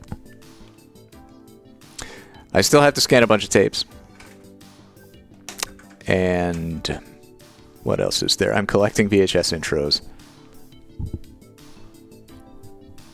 I haven't been developing that many features. I do need to like, I am looking more seriously for like an actual job lately, so. But Golden VCR will continue regardless. You do need more points, Bella. Okay, yeah. The Bella Bunny box 3 is probably the next up for me to scan in the order chronologically. I am freeing up space on the shelf. Like there are a lot of gaps in there, so once I defrag, we got the whole like right side at least, probably more. So we'll get at least one box of tapes in there real soon. Ooh.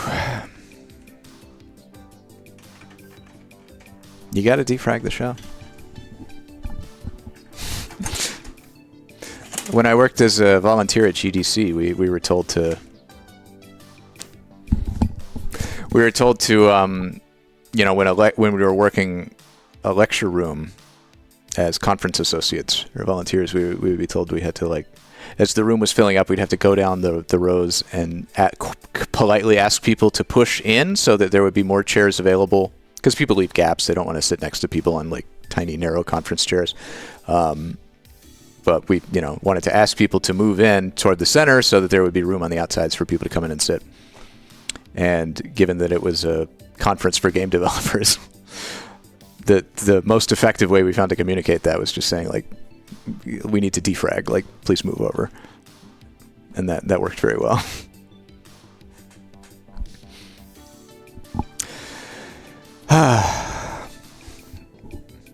That was, what, 2010, 2011, 2012 when I volunteered at GDC. I'm old now.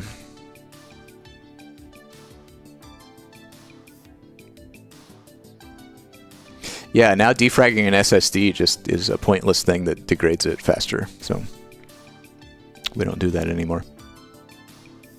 Also, like, file systems are smart.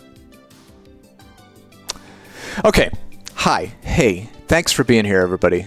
For another wonderful stream of Golden VCR, what did we learn today? We learned about housing our children in a shoe. We learned that that UFOs are a cultural and psychological phenomena that have there's maybe they're not real, but they could be, but probably not. Maybe it's more about humans' desire to make meaning and to have mystery in the world than anything else. We learned a little bit about how to use Clooz from Liz, whose name is not Kathy. We suffered. And we got what I find to be a fascinating peek into a print shop in 2000. They're not all riveting, but a lot of the times, riveting and interesting are not always the same thing. And thank you to everyone for supporting, for subscribing. As a reminder, if you have a resub that you can send, do send that, because that is what gives you 600 points every month that you resub. And yeah, thanks for the songs. Oh, hey, Feel the Rain from Brazilian Coordination for Drum Set. What kind of fool am I? Almost skipping the Brazilian Coordination for Drum Set. Let's do Feel the Rain. And let's do a bonus song because I got 1,600 bits from JSbook. Thank you, JSbook. Here we go.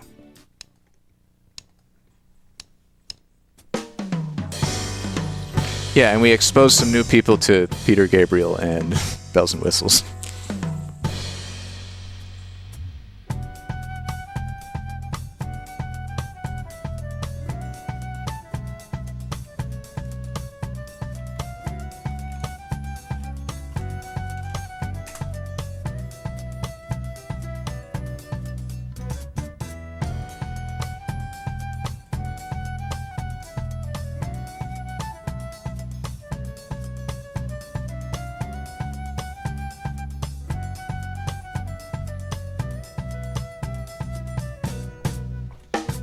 I looked up Afro-Cuban coordination for drum set, the video. And it's available on, well, it pulls up the website for Groove 3, a Hal Leonard company, so like the official owners of the tape. And for some reason on the Google summary, the page wants you to buy the product for $14.95, but on the Google subscription, on the Google search results, for some reason, let me bring this up.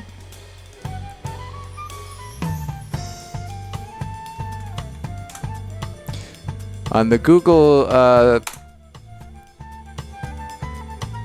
results, for some reason, it says that you can buy this for $74,000, which doesn't seem right.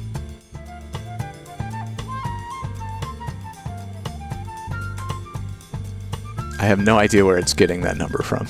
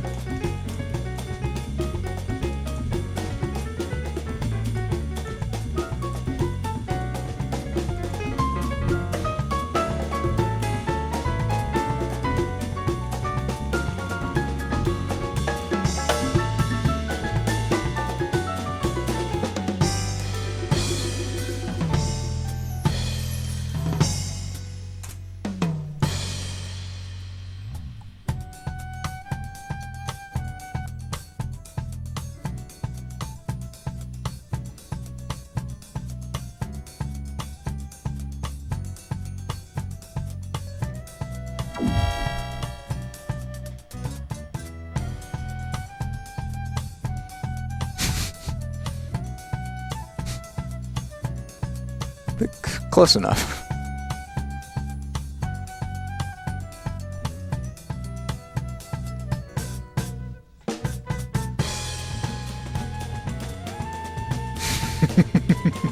That's inflation for you.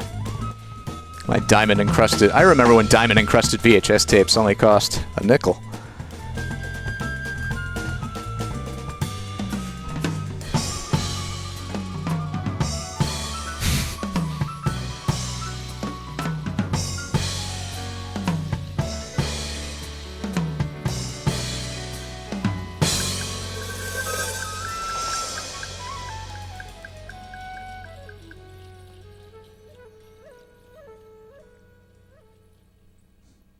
Dig that flute.